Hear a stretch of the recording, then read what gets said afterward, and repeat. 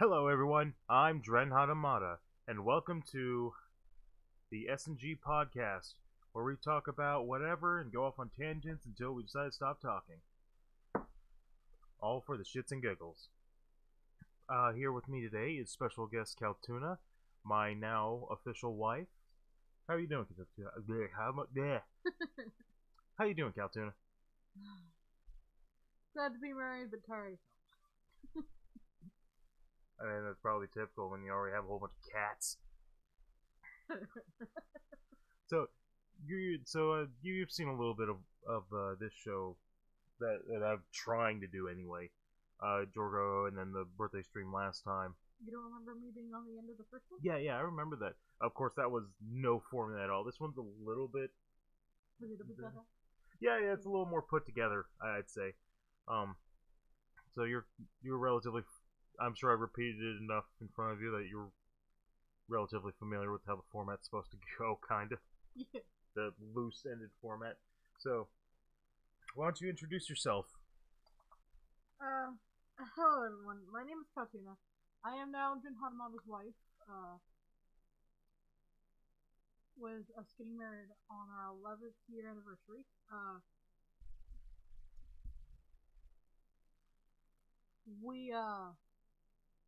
God, I'm not used to it. I know. It's work in progress. Yeah. But, I have a YouTube channel, haven't been on there in years, but I hope to soon get back onto it as soon as I can decide exactly what I wish to do. Yeah, I mean, that's probably fair to say, the way you've explained it. Flight Speed Productions. How you doing? It's been a long time. We're married now. I've got Caltuna here. We finally got married. What's going on, bud? As you were saying. But yeah, I had a YouTube channel, which I want to revive, but certain things keep getting in the way. We were getting married, we kept getting cats. Sadly, some of them have passed. As is life, you get used to it. We have fur babies. We have a lot of fur babies. We have 6 cats, a rabbit. Yeah, and one of those cats is legitimately like a baby. And you have to deal with me. That's not that bad. Oh, sure. You say that now. Flight Speed Productions. Congratulations. Glad to hear it. Hear it for y'all. There we go. Sorry, I couldn't see the screen from my angle. But no, you're right. Maybe we should go to the optometrist eventually. Yeah. But yeah. Do you want to talk about what Momo did earlier that really made you upset? Oh yeah. So thank goodness I'm able to be plenty prepared, because I decided, so they don't do like the big fancy marriage licenses or certificates anymore. So we have the actual certificates that they gave us, and I went ahead and got 2 extra copies. Thank goodness I got those extra copies, because my god, our new cat Momo, that is also a rescue, decided she was going to eat that specific paper, which was one of the ones we were going to hang up. Thank goodness I actually have 3 of them. So I have backups just for this occasion. I just didn't expect it to be the same day. Yeah, she's teasing. She's teasing bad. We got the package in the mail, and I had opened the package. I was looking at the contents, and she just started chewing on the box. She legitimately just started chewing on the box. Oh, you're chewing on the box? I thought you were just trying to get all the stuff. No, she started chewing on the box, and it was like, okay, yeah, no, I know what's going on now. She's teething, and she's just trying to alleviate the teething however she can. That's it. Okay. But if at any time that we need to get another document, I believe we can. Yeah. So. Yeah, I think so. I'm not sure. I mean, it is the first time we've gotten married, so we're not up and up on how all that stuff works, but we'll get one of them framed and whatnot. Flight Speed Productions. Hey, we have 5 cats. Hey, we have 5 cats, lol. Yeah, if everyone I know, has like 1,000 pets. Like everyone has like a bunch of dogs or a bunch of cats or both. Like, and we're not talking about like the having a farm or anything. We're just talking about it's their regular household. You know, people generally having they're generally a good person, so they'll take in strays and stuff. Unfortunately, that doesn't do well when it keeps happening and happening, and then it's like, all right, let's find some good homes for the ones that just recently we've had to rescue, and everyone has too many pets. Either that or you end up falling in love with them, and it's yeah, you fall in love with them. Because we had one named Buddy, and I didn't want to keep him and not have a name to him, so I gave him the name Buddy, and he just won us over in such a short time, and we didn't know that when we got him, he was already sick. Yeah. And he didn't last long, but we had him for 2 months, and that little boy was a character. He was a daddy's boy. Oh man, was he a daddy's boy? He had a condition to where his back legs kind of curved inward. Well, it was kind of like he had peg legs. Yeah. Real quick, I just posted Caltuna's channel in the chat if you want to take a look at it, at what it was before she was unable to continue. But, like, he still had his legs, mind you, but, it was a birth defect. Like, it wasn't like they were, at first glance, it seemed like they were broken, but they're not. At certain angles, it looks like his legs just take a straight 90 outward. Which I found out, it's a birth defect. I actually follow a cat on Twitter that has the same thing and is living a healthy life. And Buddy would have been healthy, but by the time we got him, his kidneys had started to shut down.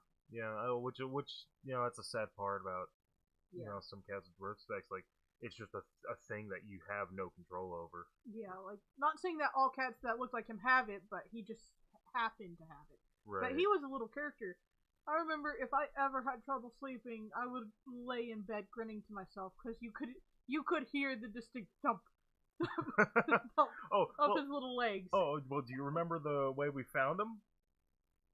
Yes, I do. Well, so it was how long before Christmas? Oh God! It was like weeks before Christmas, like not even a month. Yeah, it was like a week and a half to 2 weeks. And we just hear this knocking outside a different door, the door that people aren't at.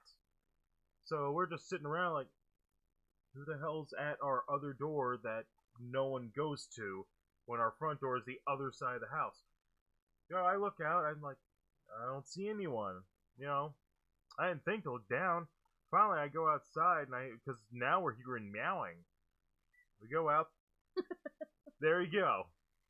But, yeah.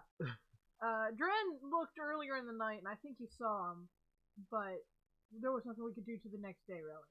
Yeah, we didn't know what was going on. We assumed it was they were a stray, and we just decided if he's still there in the morning, we'll take him in. Or at least take him to the vet, see if there's something we can do for him. Yeah. At one point, I even went outside, and it was... Oh, it was cold. Yeah. It was cold. I was out there for 30 minutes trying to comfort this little boy. And I remember bringing him wet food, treats, and he just ate it all up. He was so hungry. And we brought him home, because the first time we went, the vet didn't really check for anything extremely vital. We were just like, hey, this cat kind of showed up on our doorstep. What do we do? And the vet was like, well, he seems relatively healthy right now.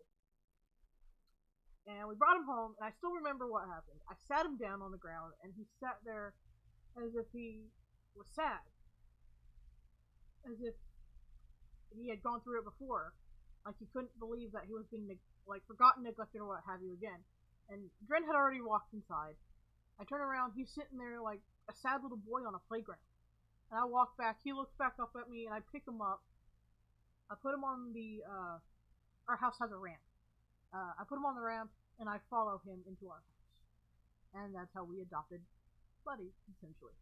I literally walked with him into the house. Oh, he and Zhao played. we had a cardboard carrier, and it had holes in it. Oh, he would lay on his back because of his disability. And he would stick his paws like whack-a-mole, and Zhao would try and catch his paws. They were the best of friends. Oh, she was. I had to comfort her for about a week after he left. And I still do. She's grown beautifully, and she's just now starting to play with the other cats. And he passed away 2 years ago, so it's been a while. But he was a great cat. He's a real bud. Exactly. He was a daddy's boy, and the only thing he loved more than being on camera was loving seeing people smile. If you gave him a smile, he would stare at you, and his purring would get so loud. If you, I had to, unless I can find them somehow. I think I had to delete them because I do get stalkers. I might have some pictures. Okay. I can see if I can find them. I want to think I have at least 2 of them. But yeah, on Facebook, I sometimes do get stalkers, which is unfortunate, but it happens. Where I had a video of me just sitting there with him because we had to give him another bath, and he was just like, "Hey, I'm on camera," and then he looked up at me and noticed I was smiling and just stopped staring at the camera. He was like, "Someone's smiling?" Yeah. Oh! Like that little boy. Oh man, he was so sweet. Yeah. I miss him. I gotta say, because all our cats are rescues, and maybe that's part of why our marriage is kind of working out. Cause we have all these rescues, and we're okay with it. Even, of course, it's unplanned, but yeah, like even Momo. Like I made the call on Momo. Well, I was not able to answer at the time. I was at work, busy. No, you know what sucks? I'm busy every time like you need me to say something. Yeah. I'm like I'm out doing whatever on the field or whatever. And I'm just like, damn it. I've got like 2 missed calls. There's 3 texts that I missed. Yeah. And it's like the last 15 minutes, and I'm just like, what the hell was I? Yeah, I ended up having to call Dren and our roommate Cookie, and I was like, one of our friends said that someone might have tossed a baby kitten into her bushes. What do I do? And I never got a response, so I made the call. You know what? We'll take her in. We'll see how this goes. And yeah, she is a baby. Like, she's small. When I saw the picture of her, I was like, oh, she's gonna be as big as another cat that we got, Pharaoh, when we first got her. Because the pictures made her look a little bit bigger than what I thought she was gonna be. And then our friend showed up with her, and it was like, oh dear God, we're dealing with a literal baby. Yeah. I haven't done that since another cat that I had. Shit. I had her 5 years before I met Dren Hatamata. Her name was Baby. She was the last kitten I had. So, I'm not used to the whole kitten thing. How do I kitten? Yeah, how do I kitten? How do I do? How do I deal with this? Oh, man.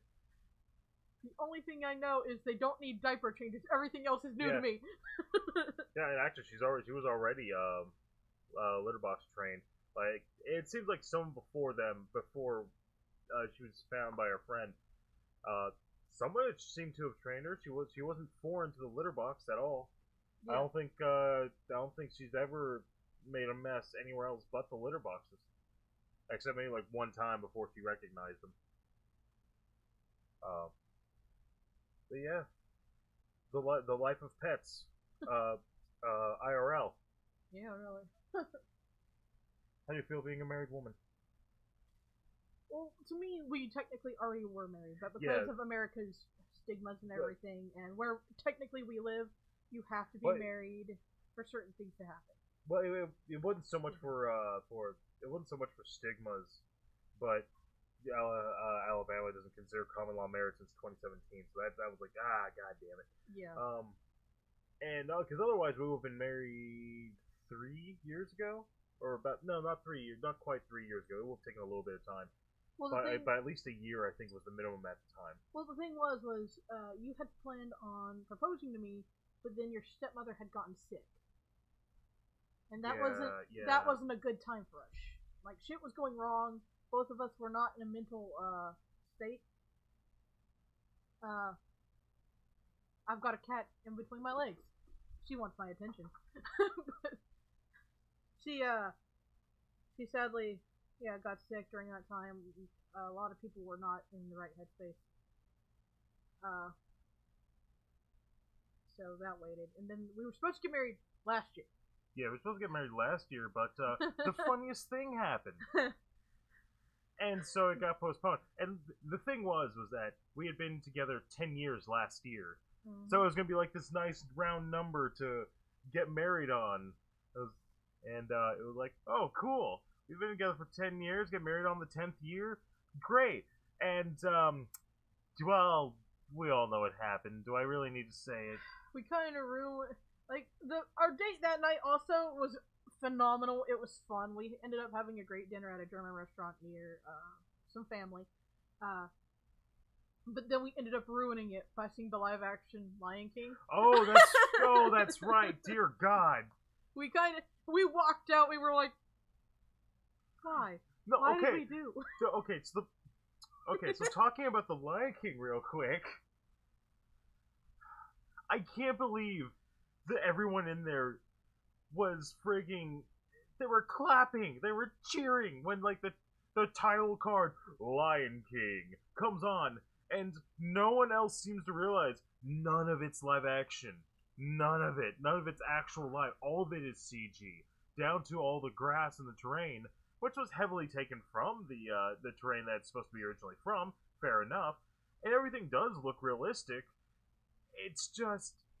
It's all CG. You can tell because it doesn't feel natural still. It's sort of like when you see old movies where their excuse is that they're older for the most part. Not all of them, but... You know, it's like, I can't see you actually hold... It looks like you're holding a thing based on the picture, but I can tell you're not holding it because of the way it's made, and you're doing like a camera pivot or something. You don't have any resistance or something. Whatever detail. It's kind of like that. And it sums up the entire movie in this interesting visual metaphor that takes like 8 minutes of screen time, where Simba's hair is just flying through the air. It's when he's at the oasis or whatever, and that little bit of hair gets all the way to Rafiki, and it goes through this incredibly crazy, ridiculous journey. Ends up in a ball of dung from a dung beetle, and that was the perfect visual metaphor. A little bit of Simba, or a little bit of Lion King, in a bunch of shit. It's what it was! That's what it was! It was terrible. And, like, I'm not gonna say, like, the actors were too terrible or anything. God, what's his name? I'm blanking out. The guy who voices Mufasa. James Earl Jones. There we go. Yeah, James Earl Jones played Mufasa again as discount James Earl Jones. Because it did not seem like he had the same passion for it this time. It felt like they literally said, look, we got you on a contract. You're not getting out of I don't know. It was just so fun. I was so confused why everyone in the theater at the time was just screaming and cheering. That still gets to me. Like, I mean, the visual effects are impressive. This movie itself is not impressive. I mean, they sang "Can You Feel the Love Tonight" in the middle of the day. There was no nighttime to that at all. And I mean, yeah, this is the same shit all the critics, I believe, are saying, but it's true! Well, the main thing was, and you pointed this out, it was like, okay, yeah, the singing is good. And we admitted to that. Oh, yeah, I mean... But the main problem is when they're singing "Can You Feel the Love Tonight," it legitimately sounds like they're battling for attention. That's right. Like, and it's like, there's no love in this. You're battling for vocals. Yeah, they're. It's like everyone that hadn't already been a part of it, for the most part, all the lead roles were like trying to outdo one another, trying to one up each other in how good at either singing or voice acting they were, and it was just like, I will give this credit. Timon and Pumbaa, which previously in the old movie was like the worst part to a lot of people, mostly the older demographic that saw it, felt that was the best part. They were just incredibly interesting characters to me. Yeah, especially when they started singing The Lion Sleeps Tonight, a cappella. That was beautiful. That is in the entire movie, that is the best moment to me. But they removed one of my favorite parts from the movie, and when I saw that, it was a no-go. And that was with the hyenas. The hyenas throughout the entire live action were threatening.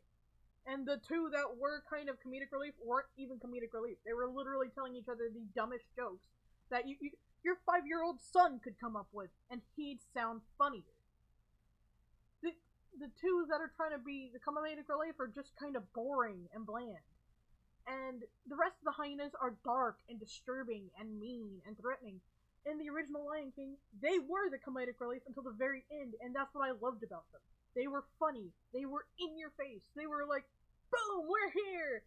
Hear us! Laugh with us! And then when they turn on Scar, it's, you do know hyenas can eat anything, everything, right, Scar? And the first time I saw that, gave me chills. Now, when I was a child, I did not see a lot of Disney. So I didn't see a lot of movies that, a lot of little girls got to see. So I finally got to see The Lion King 2 or 3 years ago. Really? It was 2 or 3 years? Oh, that Cookie one showed us. Yeah. So and it was like, I had a copy on VHS that I used to watch all the time. And I think it was actually, before it was given away, I think it was a copy that actually had the sex spelled out in the clouds or whatever in that one scene. I think that may have been in it. I don't know. But, I was too young. I don't remember. But, yeah, when I saw that, and just how quickly they went from being comedic to, we're danger too. You underestimated us. You're gonna pay. That sent shivers down my spine. Yeah, Scar's threatening. And yeah, he's got if you truly look up what their parents named them and how he was treated growing up with Mufasa, it's disturbing. It's kind of bad. But the entire thing with the hyenas was just like, dear God, I would mess with Scar any day just to make him angry. Yeah. But the hyenas, I'm one of those people who will stand up for just about anything as long as I think it's behind a good cause. The hyenas, I might have second thoughts about. I gotta say, so, musically, yeah, there was a lot of good singers. One of the things that killed it for a lot of people as far as the soundtrack or the songs was Be Prepared. Yes. That killed it for a lot of our friends. That was a big killjoy because, so, it was meant to be a march. In the new one, it was meant to be a march, and that's all it was. And it just had like the symphony in the background, and it was just boring and bland, and it didn't really feel very lively. And I get you're trying to match the scenery, but that made it less entertaining overall. And I don't see why you couldn't have had, some of the other stuff. I mean, you could have had a low gain electric guitar in it, and I think that would have been appropriate. I think you could have had some good kick bass beats, and that would have been great. Whereas the original was like a dark pop, not dark pop, like a very punky poppy feel. Yeah. And that one actually had a march in it, and it didn't, and it was like, oh no, it was epic. I remember listening to that song plenty of times. I never could remember the lyrics, but I just remember how awesome it was. Well, the thing about Be Prepared is, even in the live-action movie, it wasn't even a song. It was a couple of lines, and the motivation was essentially immediately there. Like, the hyenas in this one act smarter. And... Well, I think what they were trying to do was gear it more towards adults, and I don't think they went the right direction in that, and I think... Because most of it was just people's nostalgia, and I don't think that was a good thing. I think they could have done a lot more that was transformative, and a lot more. Even if you're trying to retain the realistic aspect, I think they could have done a better job. In fact, one of the things they could have done was, instead of actually making it animated, giving voices or whatever, they could have done it kind of like a documentary style, and I think that would have been really well done. Possibly, Kind of like what was it? March of the Penguins. Yeah. If they did it in that style with the realistic look they were going for, it probably would have worked better in comparison to what we got. Or they could have just went ahead and went a little bit more, went a little bit slightly more cartoony because it is animated. It's not live action. I mean, it's incredibly impressive graphic. It's incredibly impressive animation. It looks very realistic, sure, but it is not. By doing what they did, I think it detracted from its charm. By trying to make it more adult, they made it more childish. Yeah, And it was like nobody's trying to be funny in the movie. No one's trying to make you laugh. No one's. That's how it felt. It felt dark. Everyone had like super specific roles. No one had like everyone's character was very one shot. It didn't feel like there was much depth to anyone. It was just boring. And you are spreading a 45-minute movie originally into like 2 hours or whatever, or however long it was. So I mean, what are you gonna do with using all that extra time? No, it's a bitch about the live action Lion King. Yeah, really live action. But that's what our date. Is that what it ended on? Yes. Yeah. So that's what our date was, and that's also what we discussed after the fact. By the way. Yeah. And now we have nightmares. Man, oh god. Like, and that seems to be a trope for all Disney movies. That's the sad part. What trope? That they're just not as good because they do seem to be going in a more adult direction. I think part of the problem is instead of treating people like people, they're separating adults from children, and they might be trying to make it some of it more adult and then some of it for children, but with a bunch of adult stuff. I think like the first two Shrek movies have a good balance between how much is for the children and how much is for the adults. Yeah, like okay, so I'm gonna straight up agree with Nostalgia Critic on this one and say that Shrek 2 is one of the best comedies of all time, at least in my opinion. I've watched it so many times. And it's got so many adult jokes, and it's so beautiful. Because as a kid, I didn't get any of them, and now that I've watched it as an adult, it's like, especially where they have like Puss Against the Wall, and they took out the bag of catnip, and he's like, "That's not mine." It's just like, I get that now, and it's like, oh no, oh no, they did that Shrek too, and it worked. Jesus, that's. Give him the pepper.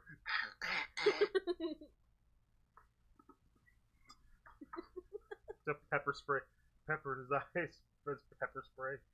Oh man, an actual pepper grinder. And they just did this cop style. That, yeah, it was just funny because they're not worried about like they're not worried about keeping in within a certain balance, and maybe that's what their leeway was. Because we can exploit a lot of these boundaries for the sake of making a joke that gets to the point, but is also incredibly hilarious. Oh yeah. No matter how much extra pointless shit, and I think that's where a lot of people have a hard time balancing. As far as directors, you can't get someone that doesn't understand comedy. And you don't have to have a joke every few seconds on the parts that are supposed to be funny. You can have a joke set in. And I feel like some places try way too hard to put jokes in. Because even South Park kind of took it down a notch on how much they tried to do constant jokes so that way they could make better jokes. Yeah. Because used to they had this model where you had to have a joke hit like every 15 to 45 seconds or something like that, and it works so far, but when you're trying to force that, it makes it harder to make good jokes. So after a while, you kind of gotta get a little more developed, I guess. Yeah, like especially since after Shrek 2. Like, Shrek the Third and Shrek 4, like, Shrek the Third, a lot of people just don't even acknowledge is in the Shrek timeline. I do. And while I don't say it's the best, that one's Shrek 4. It is a step down from Shrek 2, definitely. Yeah, they one of the problems I have with a lot of movies is they do this weird. A lot of movies do this thing over time as they get more and more sequels, where the tone of an environment has this same hue. For example, like if like this is one of the things I have with Harry Potter. Just the movies, just like feel like they're all of a sudden most of the movies the same color in their environment. Like, um, what was it, Goblet of Fire?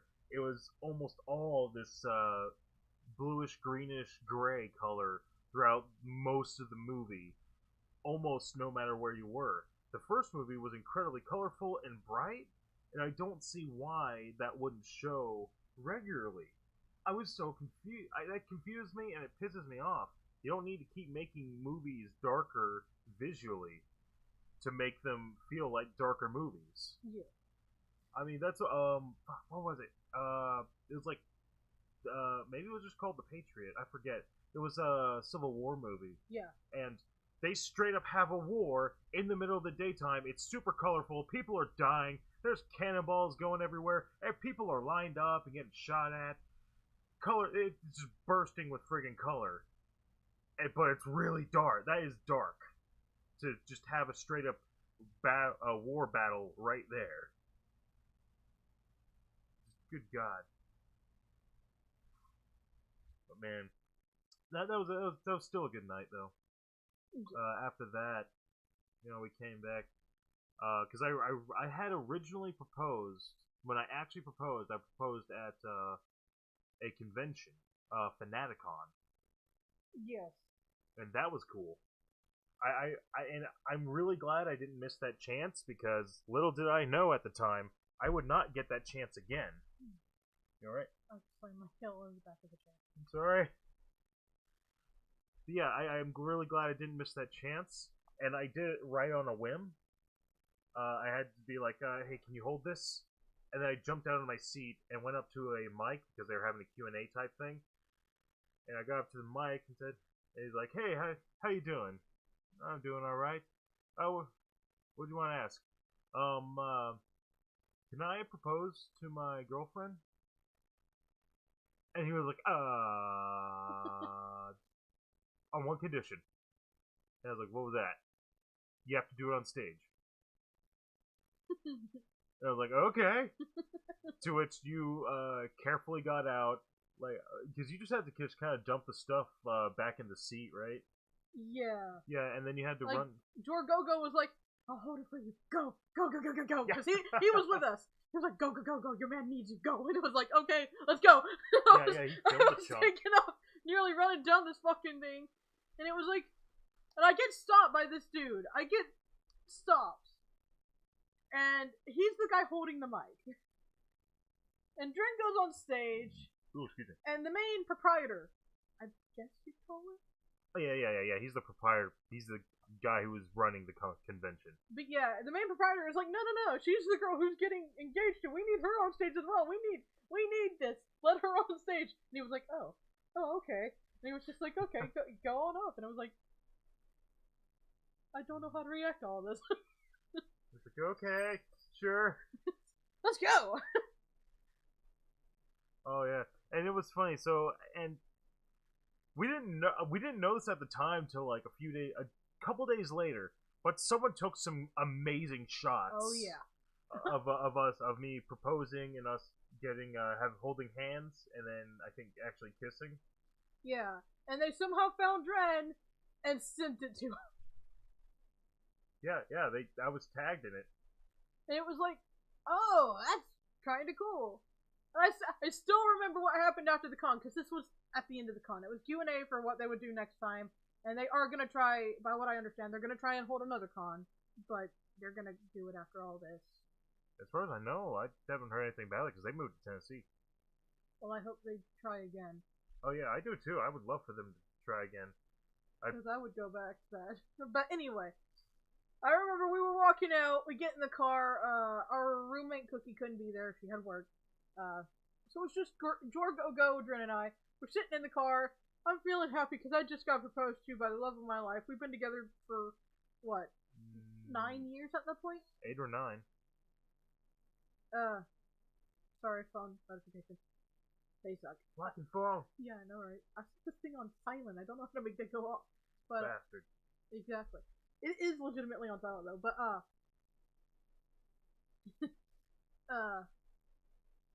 we're sitting in the car, and everyone's mentioning how hungry they are. And I just went, okay, so what does everyone want? Go and Dren immediately go, we want waffles! We want pancakes and waffles! And it was like, okay, guess we're going to IHOP. So we went to IHOP, and that was our celebratory engagement day at IHOP. Hooray! And we're just sitting there.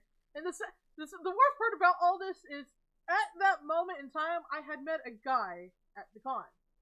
Now, there wasn't any romantic feelings or anything. I just met him. He seemed nice, but he was trying to hit on me. And he was your typical my lady, nice guy, fedora. Yeah, he was that kind of guy. And about as generic to that as you could possibly get. Like, this is the neckbeard incarnate.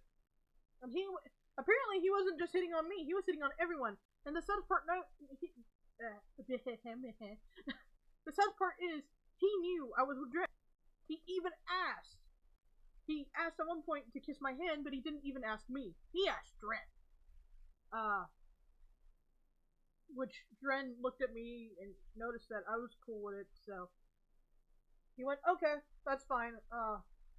And while we're sitting there having our celebratory pancakes, waffle, and I got the steak, the dude starts texting me like, hey, do I still have a shot with you? And it was like, dude, I just got proposed to at the con. I my only guess is he wasn't actually at the ending part. I can only guess that, but I don't know. But yeah, that was really weird. You have to explain to him, I just got proposed to. Like, or did you even say that much? Oh no, I just got proposed to at the end of the con. Were you not there? He went, no, my friend, I think he told me his friend got sick, and they had to leave early. Which, in all fairness... Yeah, that's fine. That's valid. In all fairness, if you can't be there and I have to inform you, I don't care. It's fine. But the thing is he still tried to get with me after that fact. He tried to, tell me he was gonna have special things made for me. He knew this guy who could make acrylic, keychains. What was my favorite character from Invader Zim? All that. And it was like, dude, I just got proposed to. Please back off. And finally, he did what all neckbeards do. He messed up. He, at the con, was telling people he didn't have a girlfriend. Turns out he lied. She got angry at him and left him. When he tried to come to me, I called him out on his BS. And he told me if I didn't want to forgive him, that was fine. Literally 15 minutes later, he's calling me, I don't know if you want me cussing on your channel or what. Oh, yeah, you fucking cuss. I've been cussing. Well, you made an angry face earlier, and I didn't know if that was... No, that was something else. But, okay. Cat ass parts. Anus. But, no, this dude, God damn it, I spilled tea all over me. Fuck. Oh, that's good. But, this dude, legitimately, 15 minutes later, was calling me a fucking bitch, telling me that I could never find a guy like him, that he was too good for me.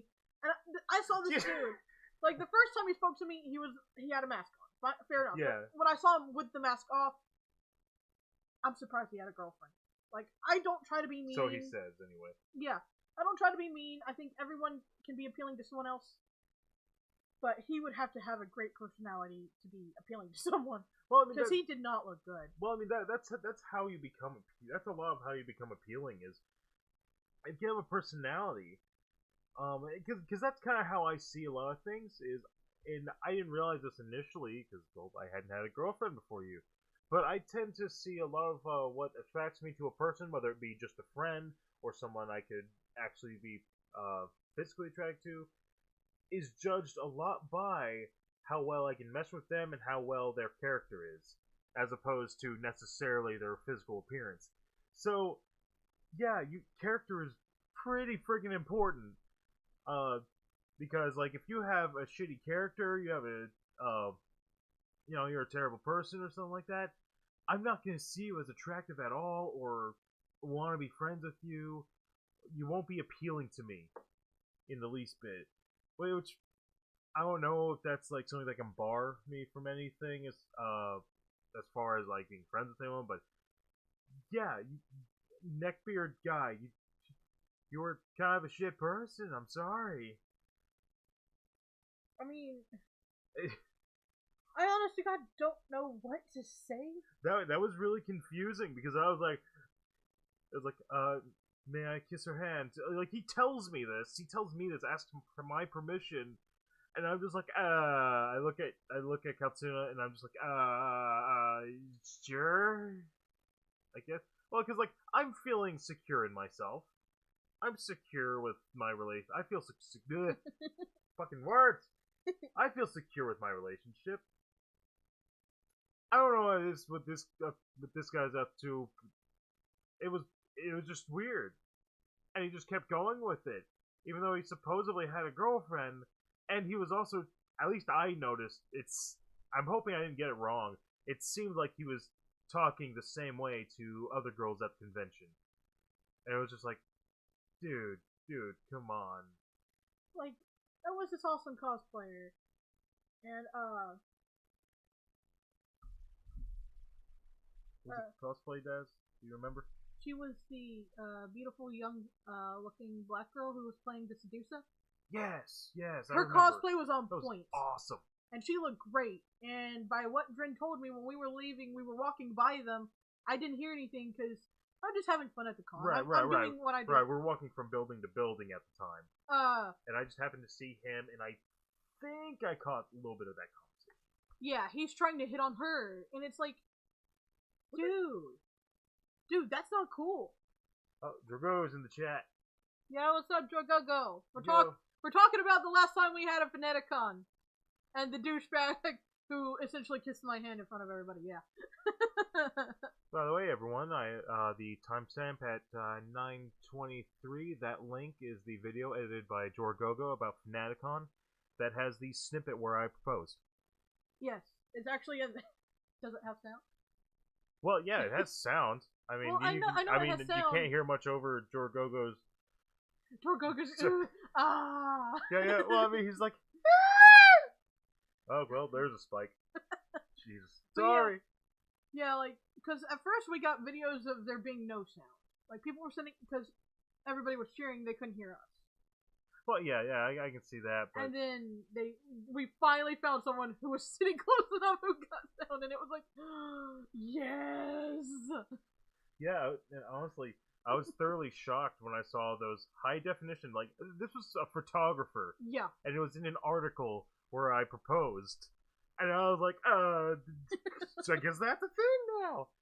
And I need to find them so I can repost those into the Discord, because that was awesome. I need to make another video about us now being married. Yeah. I could do that. But man, yeah, that was a weird time. We met a neckbeard. We went to IHOP. You know, I was finally able to, I'm really, again, I gotta reiterate this. I'm really glad I did not miss that opportunity. Because holy crap, I that was the only chance. That was the last chance I would have had without me even knowing. Yeah. So.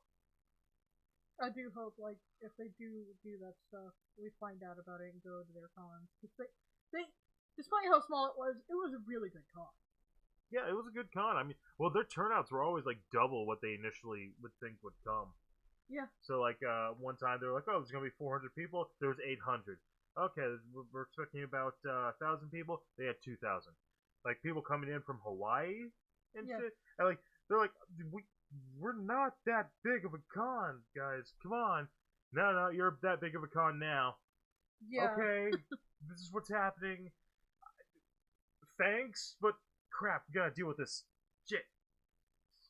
Like they love it. They love that that's the turnout, but now they have a lot more to deal with. Yeah. Oh man, that was great. So, and now, after 11 years of being together, living together for 3 years, now we are actually officially legally married. Yes, and the name change will happen. So, probably next week. Yeah. Yeah, the name change because that's a separate thing from the actual marriage, which is something that I didn't know because I've never been married before. Funny how that works. You know, but we'll get that done. Uh, make sure that's all good. And yeah, it's awesome. I mean, it's not as much different to us aside from being able to some other privileges that we get for being married, such as we'll be able to file together on taxes. Thank God. I'll be able to file as married now. I gotta change my stuff at work to reflect it. I've got to talk to my insurance and stuff, and yeah, it'll be awesome. I took a week. I took like a week off just so I could get a bunch of stuff done, including getting married. So I'm going back to work, married man.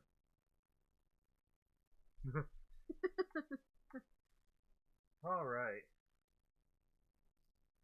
So you got a handful of topics written down that figure we talk about. I think we got down to a little bit of a lull. Yeah. You want to talk about some of your favorite games? So Dren Hatamata was like, okay, we gotta talk about something. And I've been tired because what a lot of people don't realize is weddings do kind of take a lot out. Well, amongst other things, with having cats that wake you up at 3 in the morning. But yeah, even if they're small weddings, they take a lot out of you. And I just, like, we went and filed our stuff. We came home. The baby had a teething moment, a couple teething moments, like we said.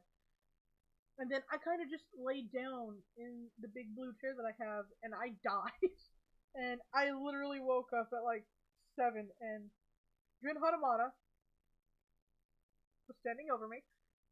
I had a bunch of cats on me. This is what I woke up to. There's Dren Hatamata with a notepad and paper. There's a bunch of cats, and he goes, okay, Caltuna, I need you to write like 4 or 5 talks about what we need to talk about tonight on the thing. And I was like, well, I mean, what you want to talk about? Like, I just need somewhere to go if we get down to a lull. Yeah, the only thing that came to my mind was,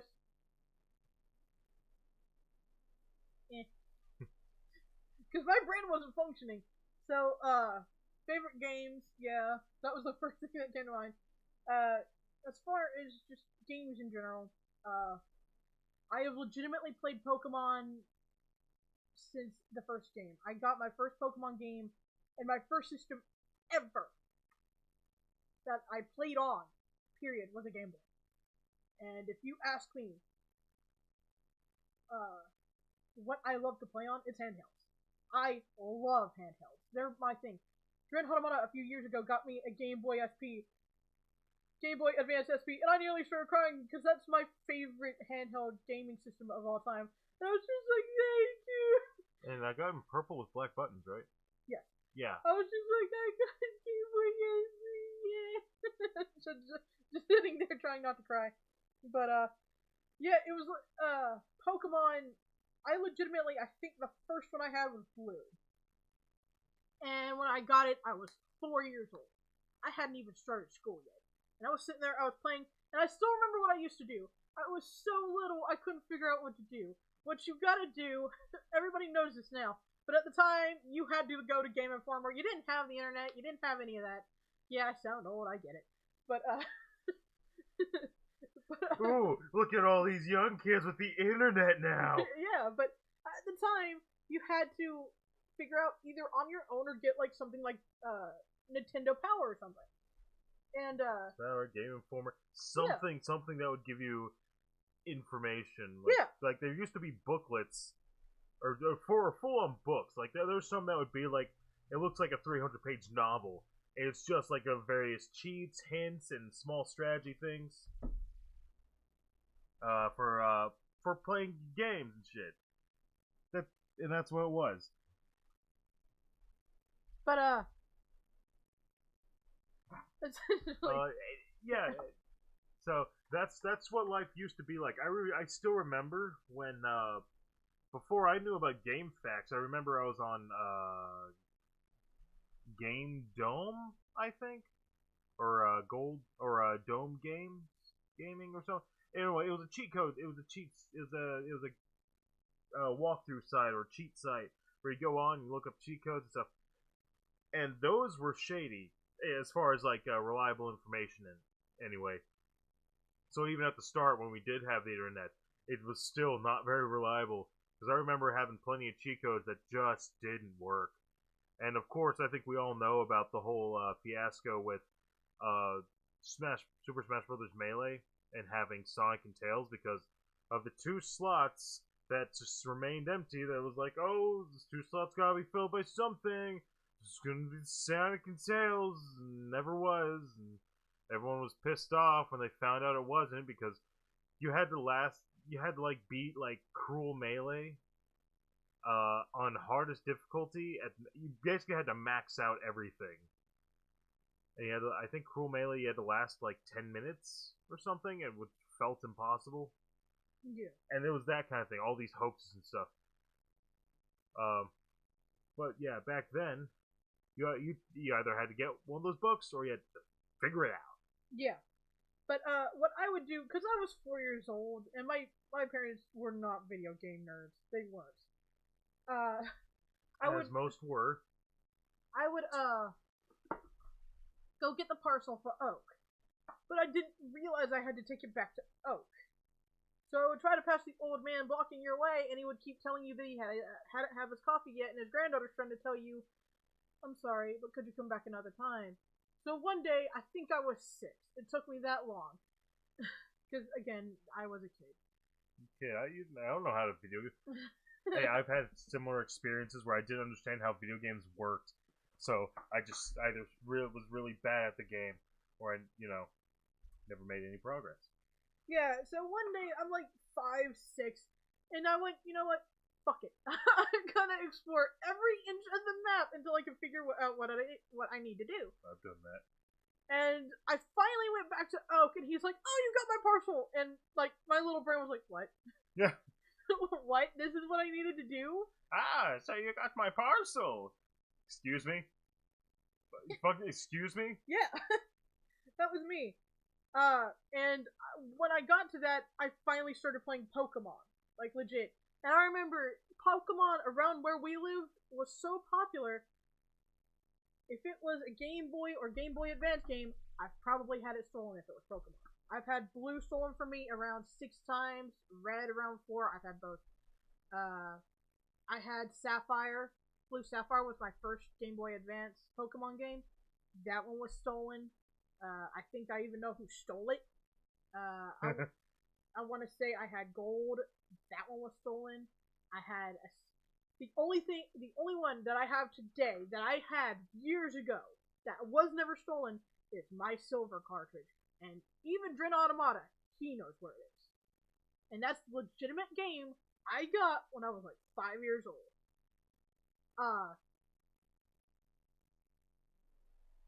We have Silver now, right?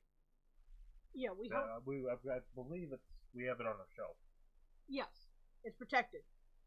Because that's legitimately from my childhood. I don't want anyone touching that. And then a couple years ago, my mom, I guess, finally realized that I'm a nerd. Yeah, no kidding. She got me all the Game Boy Advance games. Like, legit all of them. I got now Sapphire, Emerald, Ruby, Leaf Green, Fire Red. I need a cable for my Game Boy SP because the bunny chewed through mine, I think. I need to find it. I've just been lazy. I'm sorry. I know. It's from what I remember, it's somewhere around here. It might even be in the bedroom. I don't know.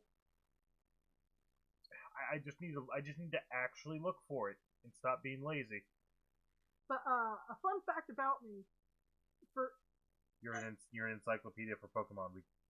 Well, other than that, my mom, when we were little, would read so a lot of the games at the time didn't have voice acting. And my mom eventually got us a PS, the original PlayStation. And we got things like Sonic and like a couple of other games that, not Sonic, sorry, I highly apologize. I'm thinking Sacrilege. Spyro. Spyro. Like the one with the dragon eggs. Was that Enter the Dragon? I don't. I don't know.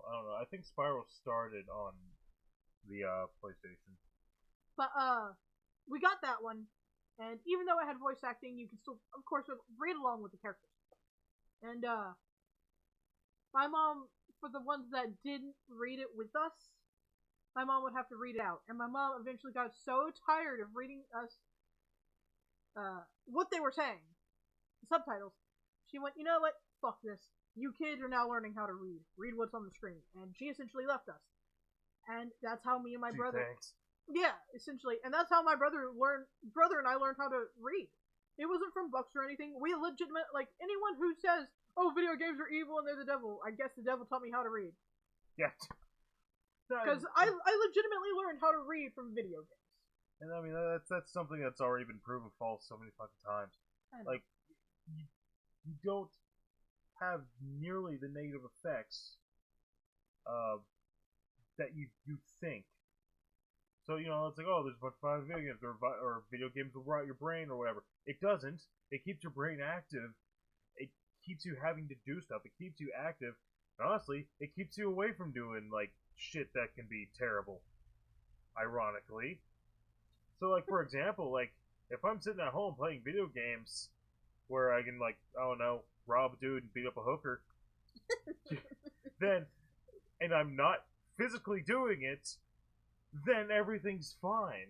In fact, if anything, I think there's some studies that are like, actually, there's been, in comparison, there's actually a decrease in gamers and violence, between the link between gamers and violence. They're like, oh, that's nice, cool. And I'm so sick of that. I'm so sick of hearing people that demonize video games instead of, you know, like, taking a look at the parents that buy these violent video games. If you really think it's the video games that are a problem, don't buy them the video games. That's on you as the parent to mitigate. I don't know. It's beating a dead horse and then getting friends to beat the dead horse with you and then beating it again and then coming back years later to beat it some more. And it's just bones. They're crumbling and shit. It looks like we're in a desert because we've beaten it so much and the grass doesn't grow anymore. My God. It's an argument that I don't understand why. There's still so many people that don't understand it, so we have to keep beating it. That poor horse. Man.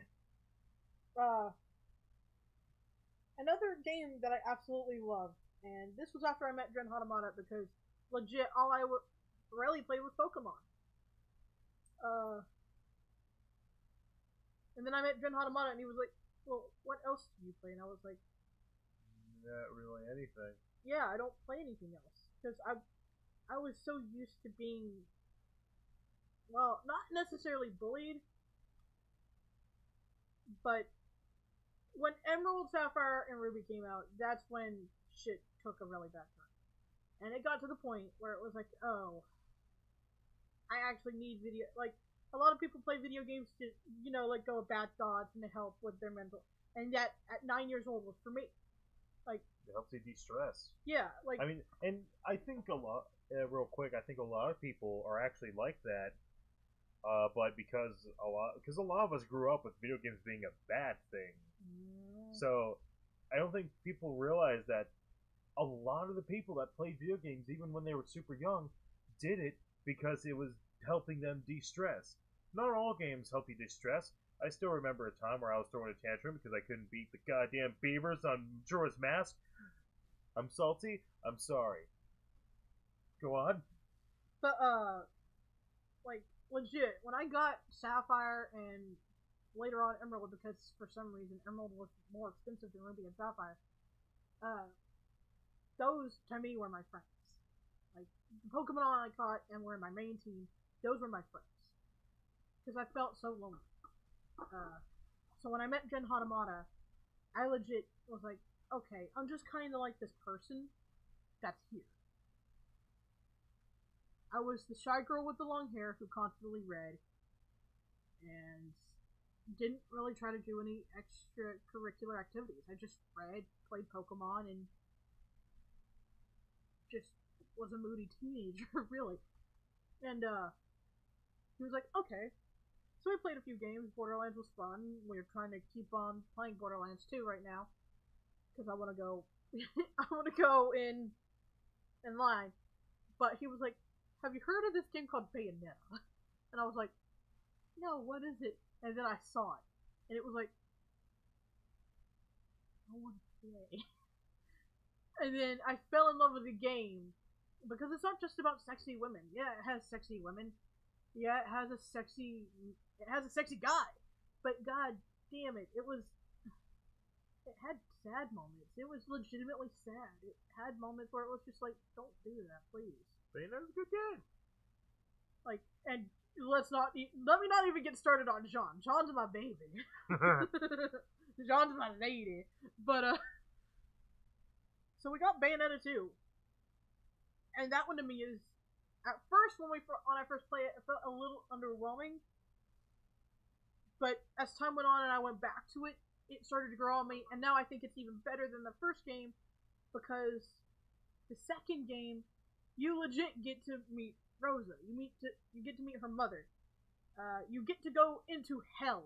You get to find Jean. You get to just experience so much. All while talking to this little kid. Spoiler alert, I highly apologize. So spoil if you. The main things that spoil it is if you tell, like, towards the second half of the storyline. So this would still be setting up if you're talking about the kid. Yeah, like, you find out, like, the kid's name's Loki, and he's apparently the god of our realm. And his story is kind of messed up.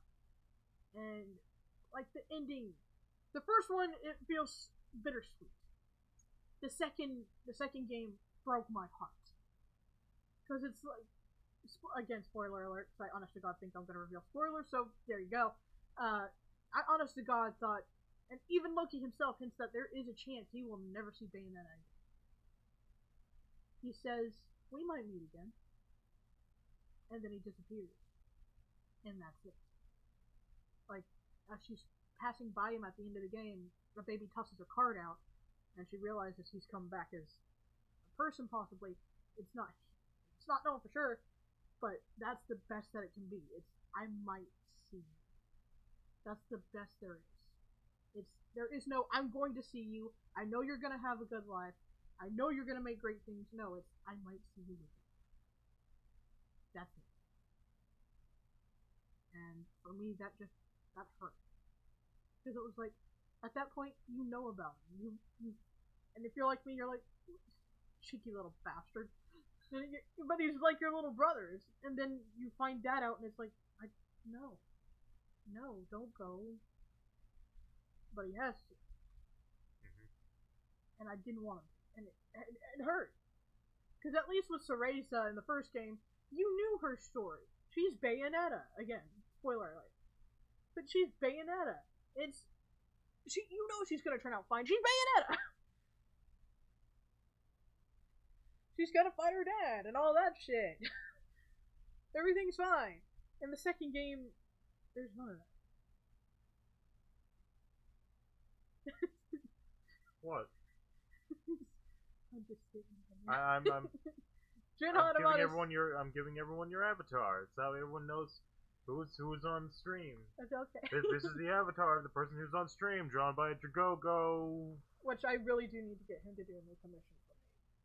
Well, I mean, we still have that portrait commission. I don't know, but yeah, that's Bayonetta. Those are like the two mainstream game series. Now, as far as indie games, there are two games that I am absolutely loving right now. One of which everyone knows of, and one of which not a lot of people know of. And the only reason I found out about that game is because I watched someone called Lord Minion777 on YouTube, and he played it. The first words from that video, by what he said, was, "This game is so dark, my wife stopped playing it." And I went, oh, this is a video game. How bad can it be? And he played a little bit, and it had child death, which, okay, for some people is dark, I get it. And I thought that's why she stopped playing. The game is called At Dead of Night. Weird title, I know. But, At Dead of Night. And the more you go into the game, the more fucked up it gets. Like, the child death is the lowest fucked up thing. And that's saying something. It's dark. Like, it's dark. The game looks phenomenal. It's actually a revolutionary because it mixes, like, movie-like technotics. What? You know, movie tropes, or? No. Like, it's legit movie. Movie mixed in with video game. Oh, I know what you're talking about. They actually have, said, like actual live-action segments, right? The entire thing is live action. What are you talking about? That's the thing. You have to see it. It's a pioneering thing. But it's legit. It's like an interactive movie. But it's a video game. And it's dark. And it's all live actors. This is all real people. They're all in it. And the game is just phenomenal. Now, are there moments where I do kind of rage and it's like, God damn it, mother... Yeah, no. Yeah. Because there will be moments where the antagonist is camping the area. And you can't fight back. It's kind of like Dead by Daylight. But he's not being played by someone else. He's computerized. And he's just camping in the area, and it's like, I can't even be angry at you because you're not a person! You won't leave me alone! You have no agency! I can't be mad! But, yeah. So, yeah, in the game, all you can do is hide. There is no way to really fight back against him. It's hide and hope for the best. And sometimes even hiding doesn't work. But yeah, that's the one that isn't well known. I have recommended it to a couple people. Every time I have, everybody has told me. Like, these are some big YouTubers. One of which has an individual channel away from that, where they have guinea pigs.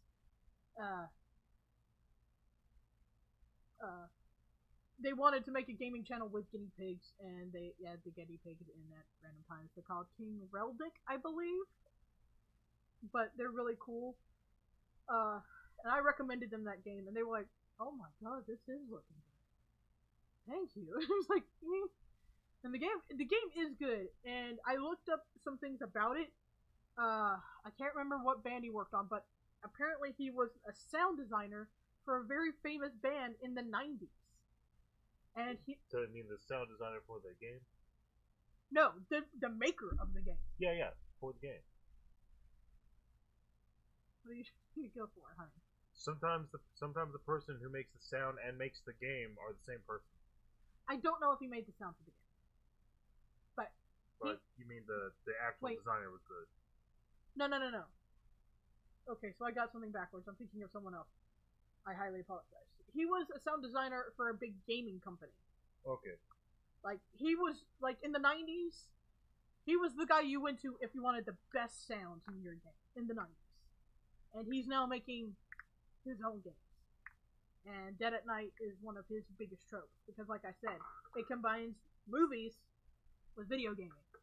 And, like, there's probably confusion from a lot of everyone that's going to see this, like, from Dren Hatamata himself. You have to see the game. And I haven't beaten it yet, because of everything that's gone on, and I just needed to take a break. But yeah, I'm going to go back to that soon. Excuse me. And I want to complete it. I am so interested in this damn storyline, because I keep thinking, oh, it can't keep... This is the worst. It can't keep getting dark, and it's like... Hold my beer. Yeah, hold my beer. I'm gonna show this chick what's up. It's like... It's like, Jesus Christ! Like, the last person you meet, I'm not gonna spoil anything, but the last person you meet is so fucked up. At least, as support characters go. She is so fucked up. It's not even funny. When I pieced together what she had done, because hers is kind of... What's the word that starts with a C? When it goes in a lot of directions, but you have to piece... When you have to piece it together yourself because nothing's hinting at you that, hey, this is how it goes. Fusion or no. But I thought, but it's like there's so much that she's done, and it's like you have to piece it together yourself essentially, and it's like once you figure it out, it's like, Jesus fucking Christ, lady, what the fuck did you do? Like what she did is beyond messed up. I'll say that. I usually don't judge people. I do my best not to. But what the game hints at what she did, and I even looked it up. It's confirmed. To say that much, just no. I can't with her character. It's no. But and then the other game that is extremely well known that everybody knows about and that I love to this day is Zelda. That's mainstream. So no, it's Sally Face. That one, and our roommate Cookie got that on a sale for me. I was sitting here on my phone. I wasn't doing really anything, and then I got a notification from Steam, and I was like, "Ooh, what did I do now?" And it was like, "Thank you for your purchase," and I was like, "Whoa, wait a minute, what? I haven't done anything." And then I saw what the game's title was, and I was like, and then I saw the name of who bought it, and it was like, okay, what did you do? So she came out of her room, and she looks excited, and she's like, and I'm like, I already know what you did. She's like, what? Yeah, I straight up told her, I was like, I have a notification. Yeah, I got a notification, and she was like, oh, so you already know about Sally Face? I went, yes, I highly appreciate the game. But I watched other people play it. Oh my god, I love the game. Larry is my favorite character. I can't wait to get into this game. Because it was about like 2 weeks to a month before our wedding. So I legit couldn't play. We were getting things ready and stuff. Trying to get the house settled. Because again, all of this is relatively new. Cat keeps jumping on me, I apologize. Cat, please, go. No. She just wants love. But like about a month before we got married, we got a new roof, so we were trying to handle that. And all that stuff. So I haven't had much time, like, other than playing a little bit of Overwatch to get loot boxes. That's all I've been doing. I've barely had any time to play any games besides, like, phone games. Yeah. Like, the only time that I've been legitimately playing games for myself, I played Minecraft because I can save at any time. And I've played whatever I've played on stream. And, God, so much of my time's taken up by other shit. Yeah. So I don't have time to play games anymore. Overall. So I'm using my channel as an excuse to play video games. Shut up. That's Don't fine. mock me. But, yeah, that's essentially my take on, like, the video games. Like, I could go on about how great they all are. It's my opinion, yada yada. But I do highly recommend, if you haven't played any of the video games, at least give them a try. Let me say this. Sally Face does have dark moments. And it even has some nudity at the end of the game. So, be warned on Disclaimer. that. Yeah. And if you're gonna play at dead of night, you better have a strong will and a brave heart. Because that shit gets dark. We are talking, like, crimes against humanity, possibly. Like, some people would look at this, like the main last character, like I said, and go, you should be killed, kind of deal. There is no court system. You need to be killed. And it's like, depending on who you are, of course.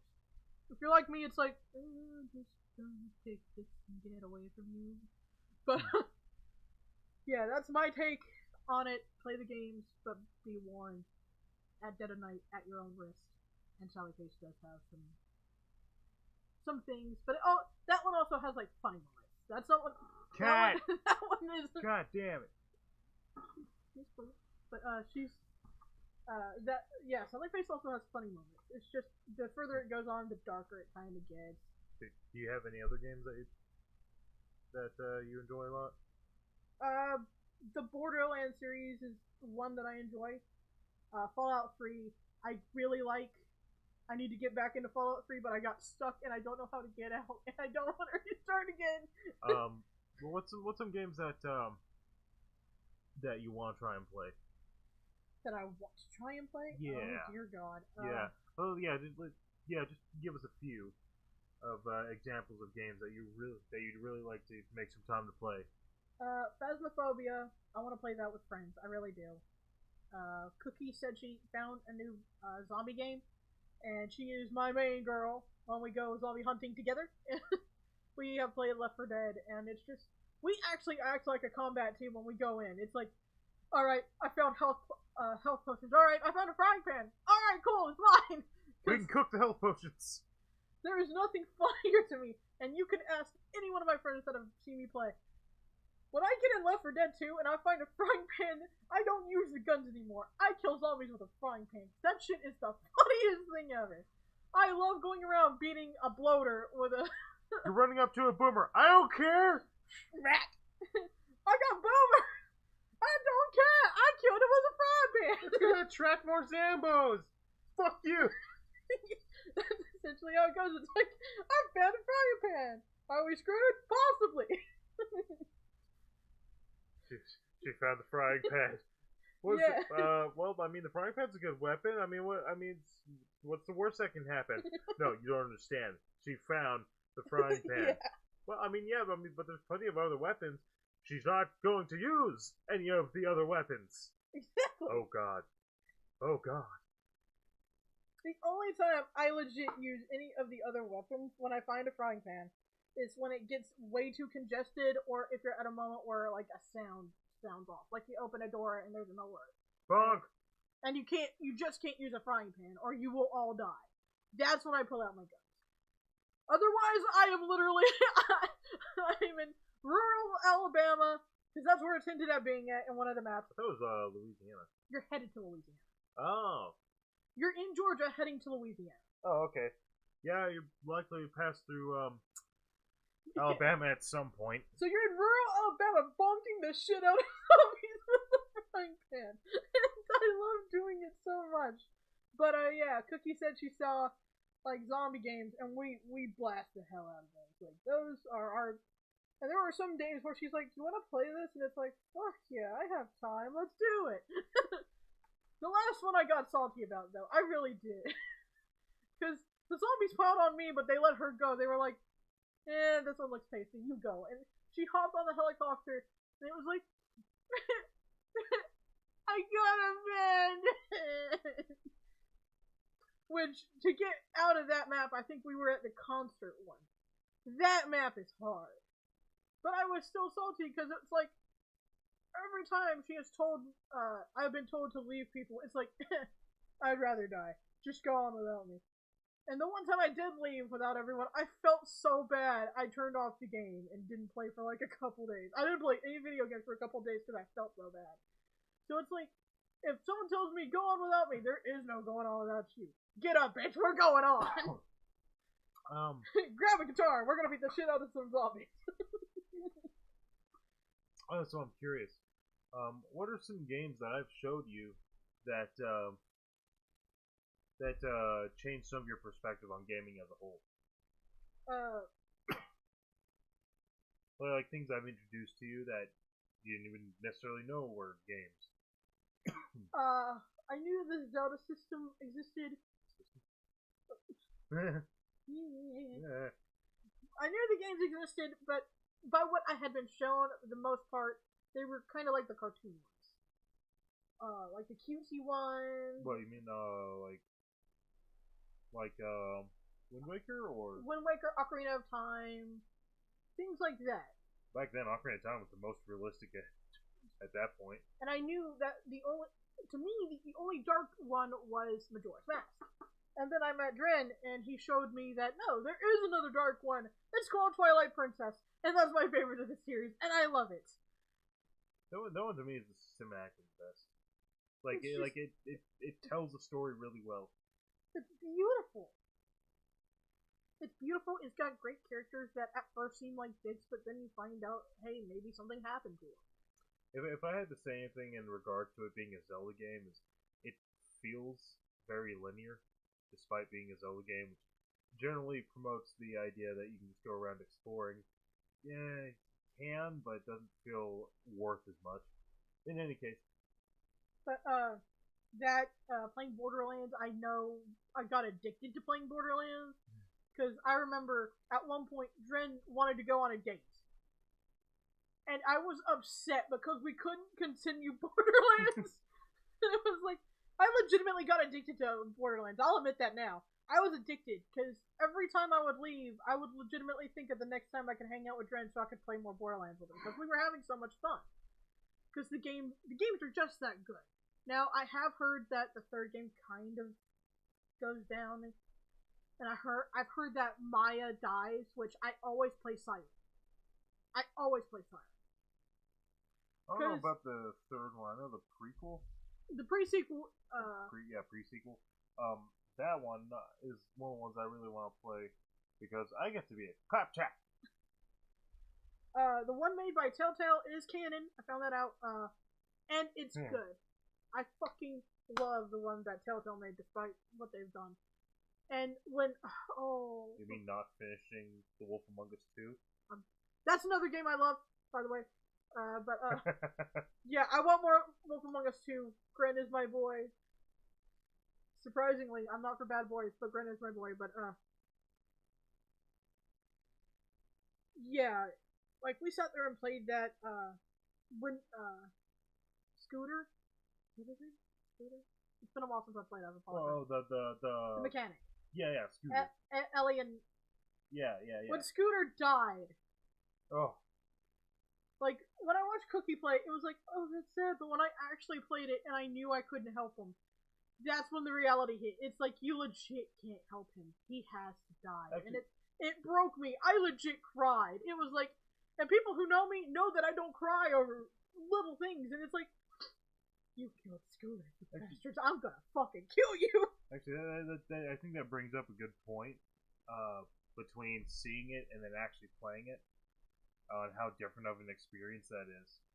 Because you can, like, I think that's also another thing that adds into why I think games are a better media than, like, movies or books, is because regardless of what you do, that book still progresses the same way as long as you read it, and as long as you're watching the movie, it progresses the same way. Yeah. Every single time. Gameplay, it's different. You are engaged in what happens very directly.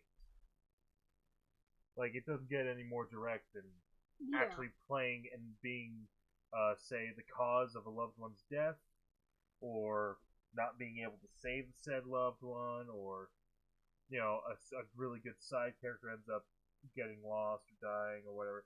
You feel that. Yeah. Like, when Scooter died, I remember crying, and my legit thought was, if this was a legit, like, you shush. I thought, if this were a legit fucking Borderlands game, like how the others were made, I would kill every one of you motherfuckers. You would not have a chance to escape my wrath. You just killed off. And granted, he was not the best character. Oh, no, but he had heart. He loved... Well, that's because he's not the best character. It doesn't stop him from being a lovable character. He was a good kid. And I am gonna get so much hate for saying this. I love his sister, Ellie. Like, if I met someone like her in real life, I'd be like, okay, we need to chill. Because I have a thing for her. And a lot of people are like, oh, well, she's a bigger girl, so you like bigger girls? No. I like a person with fucking personality. I don't give two shits about your body type. I like your personality. And Ellie is one of the sweetest girls who takes all of those things with a grain of salt. That kind of comes back to, the way we see attractiveness, like we were talking about earlier. Yeah. You know, we're attracted to people based on who they are and how they are and how well we mesh with them, as opposed to specifically physical attraction. Yeah. And I also It's one of the reasons I'm not a big fan of Matt. Like, I do like Moxie. She is shown to be good when she wants to be. But there are certain things she has done that pisses me right the hell off. And if I had to choose between her and Ellie, she can jump out of the goddamn plane. I'm choosing her daughter. Because if you go throughout the entire second game, you will find like little snippets of her telling her daughter, "Men don't want you. No one wants you. Men want me because I'm sexy, honey. Lose weight. Then you'll be wanted. You'll be loved then." And it's gotten to the point where Ellie won't even speak to her mom. Because every time she goes near her mother, that's how she acts. That's why I do not like her. Like I have just said, she can be a good character. I thought about cosplaying her. But if it was between her and Ellie, I'm shooting Moxie in the head. There's no doubt. I'd rather have Ellie on my arm than her. Is there any more? That like and like some of the games that you've never been exposed to as well. The thing was that I hadn't been exposed to Borderlands. Yeah, I know. But like, what's some more? What's some more? What's some more?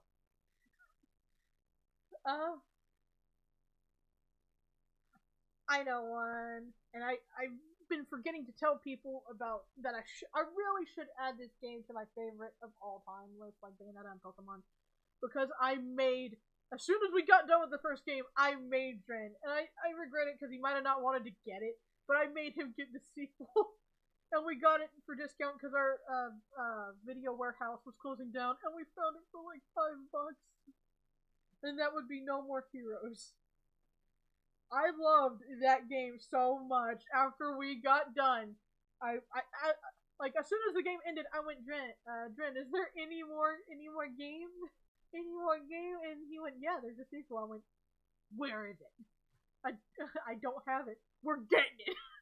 And yeah, about a week later, our video warehouse was shutting down, so we decided we'd look through the box to see if we could find anything.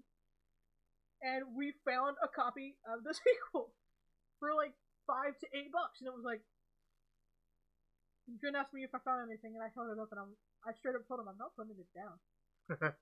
This is mine. And we still have those 2 games. And I have found out recently that they have a few more games out now that actually are on the Switch and have DLC, and I can get the first 2 games on the Switch, and it's just like, I need these.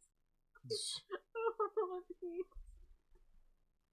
Because the games are so good. There's like, if you ask me what an amazingly underrated game is, that would be it. Yeah. So the first No More Heroes was I believe one of the launch titles that came out when the Wii came out, or I think because it was heavily based on using the Wii controls.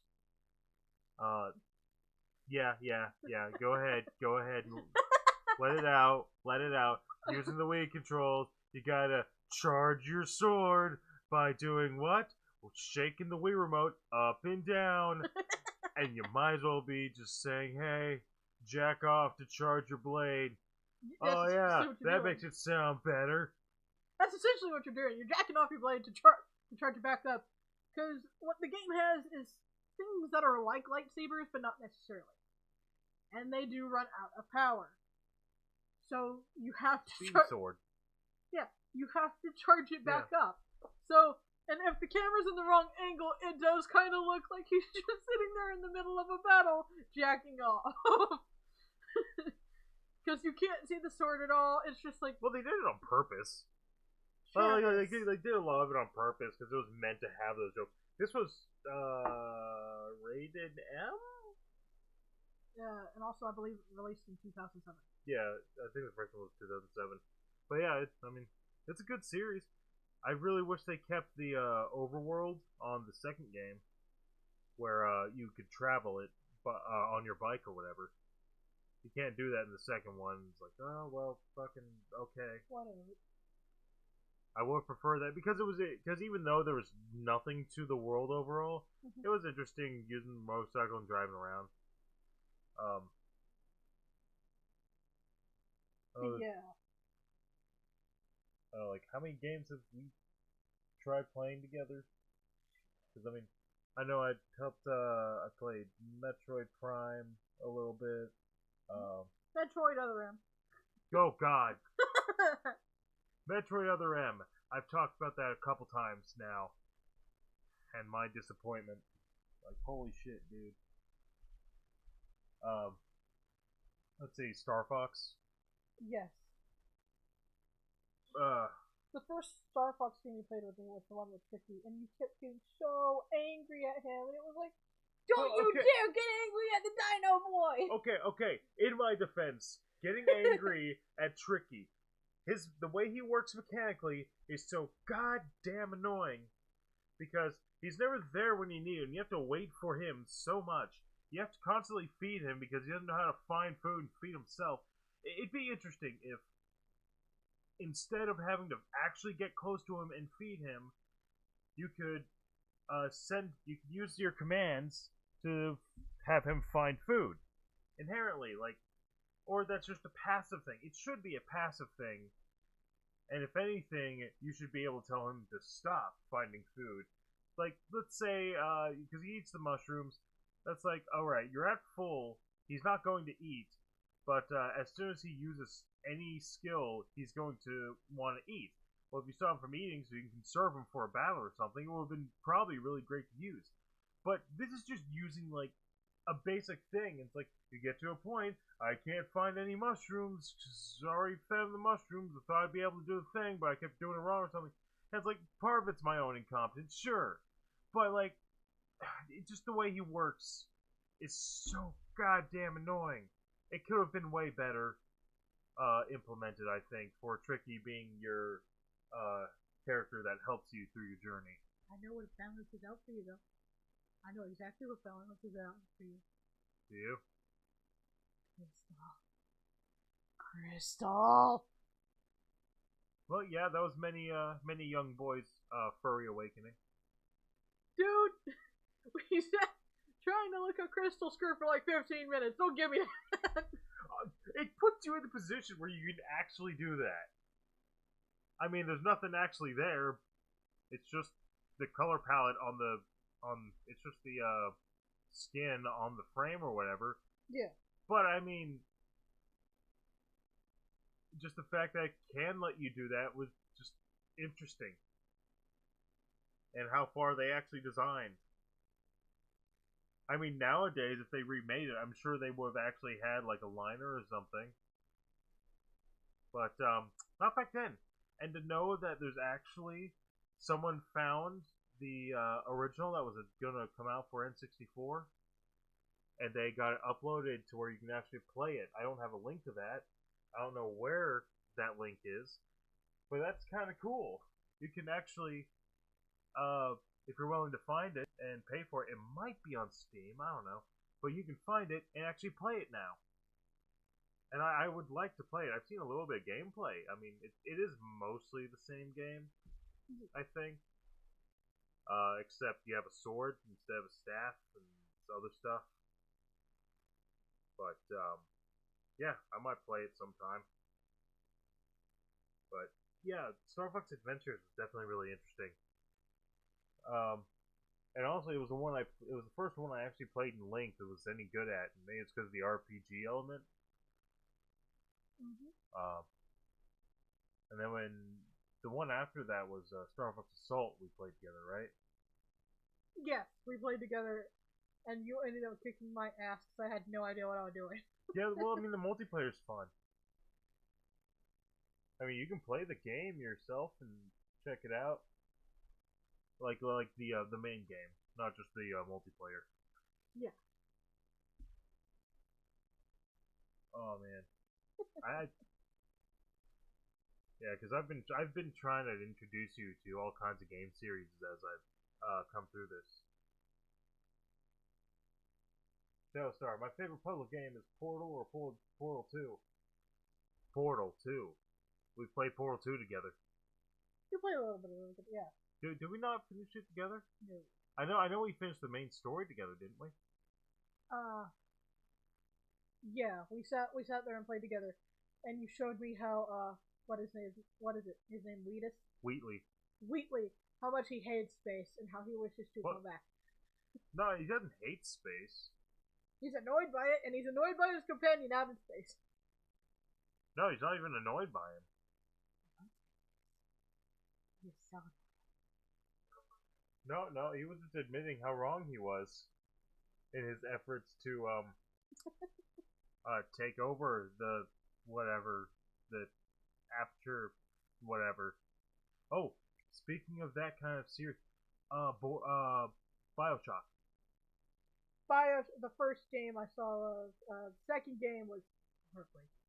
Yeah, it was. Third game, ours doesn't. I'm not sure if ours even works properly. I talked to Cookie about that. She thinks there's a glitch with our game. There might be. I don't know if we ought to have to restart because I was so confused because some of the areas look exactly the same if you're not paying attention, and I was pretty sure that we went through the same area. And when I found out, it's like it wasn't. It was back at the old save, not the new one. I was just kind of like, what the fuck? We've been playing for 2.5 hours, and now we're back at the same spot? We tried like 4 times, and then finally we just were like... We did the long-term equivalent of rage quitting. Yeah. Speaking of which, what's a good rage quit game for you? A good rage quit game? Yeah. Oh, God.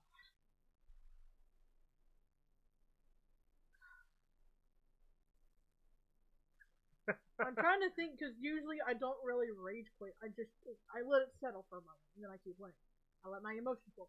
But for me, that... You start off with a, fuck you! Let me try again. Yeah. The game for me that used to be like that I don't play anymore because of how bad it was. Like, the game itself isn't bad. It is filled with bugs, and people aren't willing to fix it. But the players, and even the developer, as of recently, have been toxic and fucking rude. And that would be Dead by Daylight.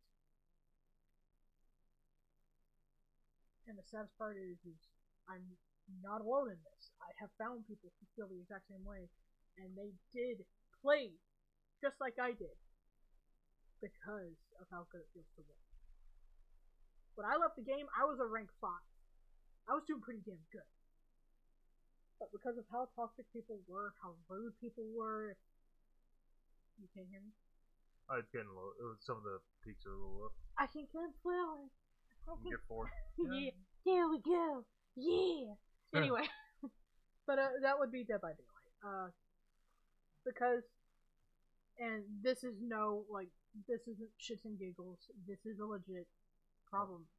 Oh, no. Like okay, so the problem that I saw with Dead by Daylight, holy crap! And I had to look it up myself to make sure that I wasn't just being an asshole. Because every time you'd play it, you'd be in such a bad mood and so angry and so upset. And in my head, I'm not much for multiplayer online games overall. Unless they're casual, I could probably do Minecraft, but something that's competitive, I tend to steer away from because a lot of this reason. You get a situation where the concept of the game is awesome. Mm-hmm. I can't argue that. I really wish that the game was a bit better crafted, so that way you didn't have to worry about particular exploits, and it was actually fair.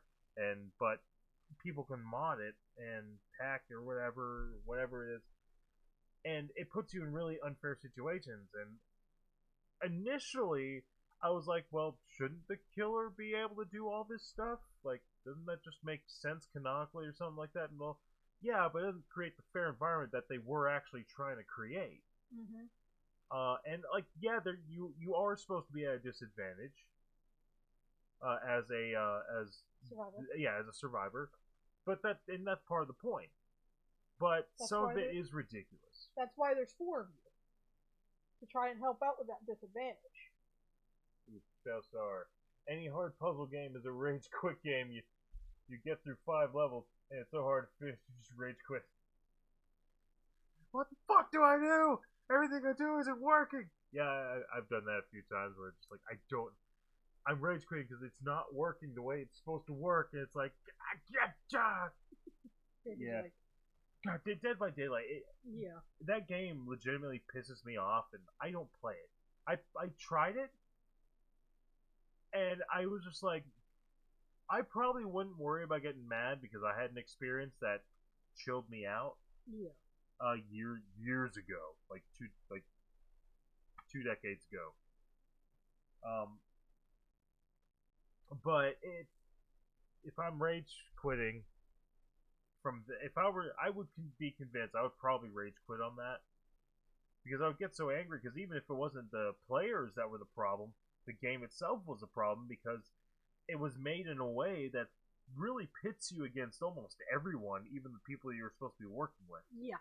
Because if some people are working together, basically they can farm points by taking advantage of a system like a survivor and a killer are working together.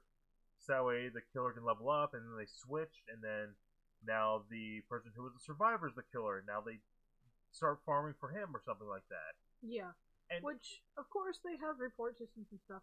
But for the toxic things, they didn't give two shits about. I find most report systems to be incredibly flawed because you don't know what's actually going to happen. And as far as I know, I would suspect most people have probably been reported on whether they've actually done something wrong or not.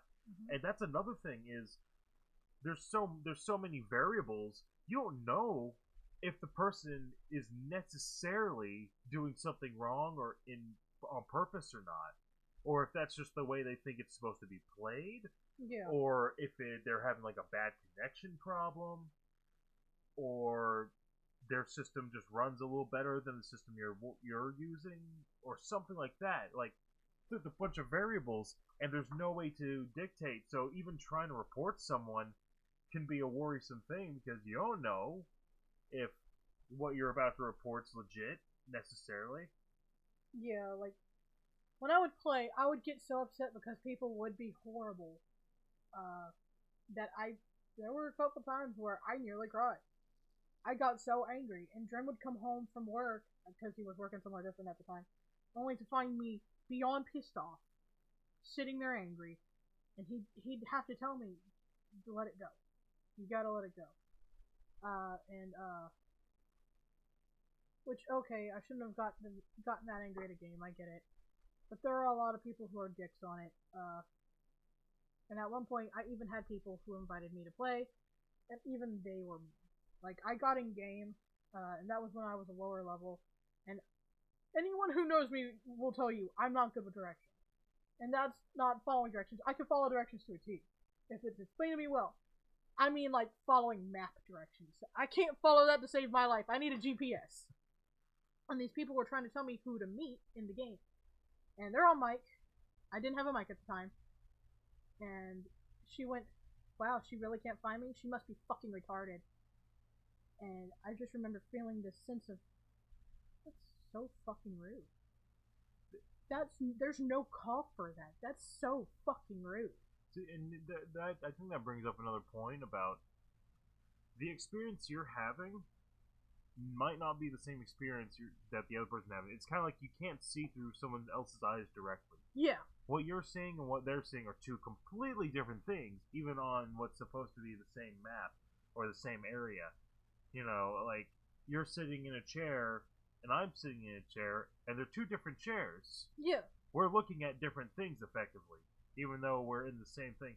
Like we can be looking at this mic, but my perspective is showing something else that yours isn't, and you're seeing something else. So, like, just to assume like someone is like a terrible player or something on that, and that's another thing is assuming shit. You have no necessary dictation on being able to tell if someone's actually a new player or a terrible player or whatever, because a lot of people like to make multiple accounts because their accounts will get reported so much that account gets banned, so they have to make a new one. Yeah. So you get a lot of noob characters that are playing like assholes or just terrible in general, and you can't distinguish the difference, which makes it really hard to be an enjoyable game. And that's a huge reason why I didn't want to be a part of it. I didn't want to be a part of a game that that was basically almost designed in a way that can't really be properly done. Like, like it's meant to put you against everything, because not only is it competitive between the survivors and the killer, it's also competitive between the survivors and the survivors. Yeah, if you get the wrong survivors, they will try and get you killed. There were so many times where, okay, so this is one of the games where you can't run through each other. You will get stopped if they stop in front of you, you're going to stop. You don't run right through them. And there have been so many times where people, just to be fucking mean, would stop at the very end of the gate and get me captured. Did they call it body blocking? Yeah, they called it body blocking. And another thing about that is their fucking rules didn't make any sense. Like, you could report someone for body blocking, but if you go to their official website, it said, we don't want you, there's nothing we can do for body blocking, teabagging, and all that. And it's like, okay, the teabagging and all that, okay, I understand. I can still rate them 1 star, and yes, they had a 5-star rating system, if they were a good enough player or what have you. But, it's literally one of the reports. Body blocking. And now you're on the website telling people they can't do that? What the fuck is wrong with you? No, and then you have to use something else, like bad sportsmanship, I think. Yeah. Yeah, you have to use that, and that's not very accurate, because if they go back and look at it and they're not doing like a teabag thing, they're gonna only see the body blocking. They're gonna be like, well, I'm not gonna do that. I'm not gonna approve this report or whatever. As far as we know, depending on how the system actually works, and it just seems like it's broken so much, and it's just not an enjoyable experience, at least for me.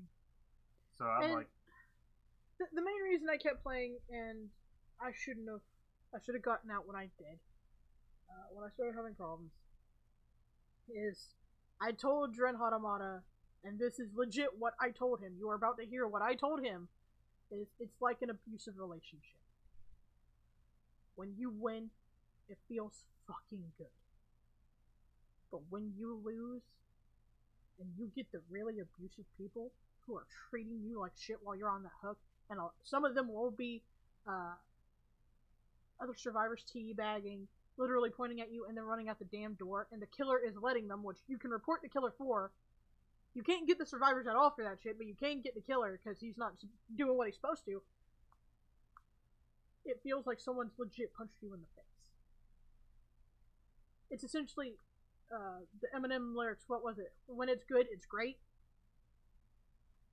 Yeah, when it's good, it felt fucking fantastic. When I won, and everyone was respectful, and even when I didn't win, and people were supportive and really good, it felt great.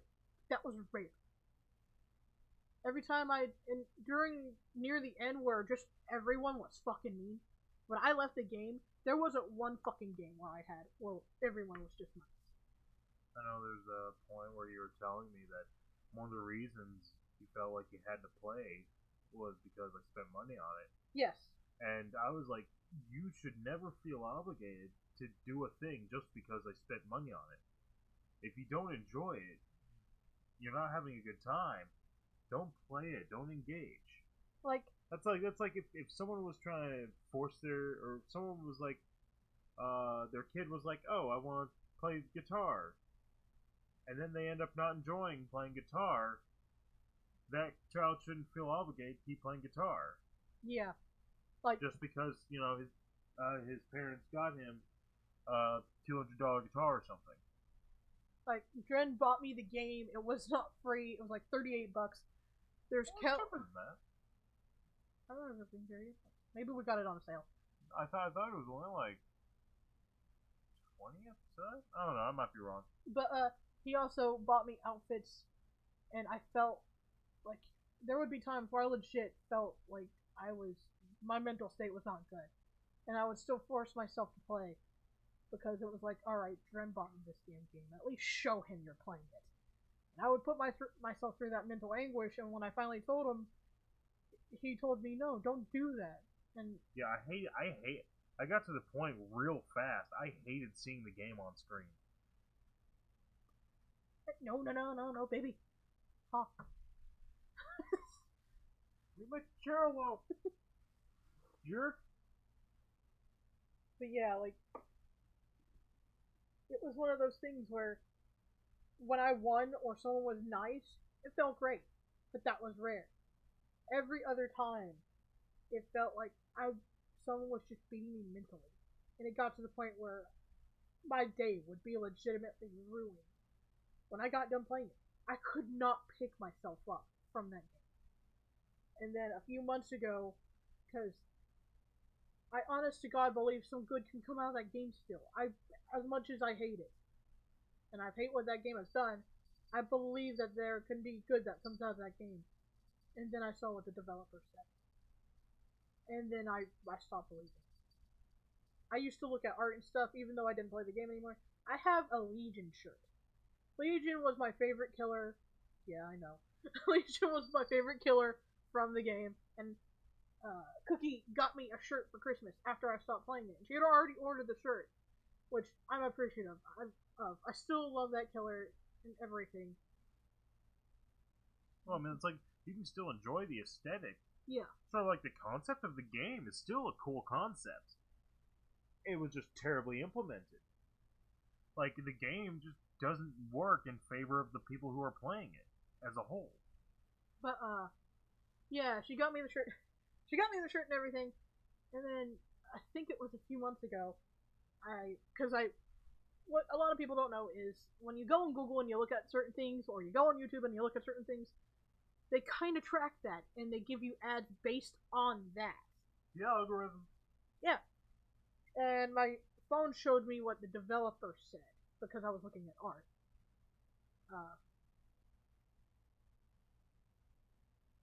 Art and some cosplays. Because if you've ever seen cosplays from the game, they're fucking amazing. But I saw that they essentially made him apologize. By what I remember, he didn't even want to. But they made the developer apologize because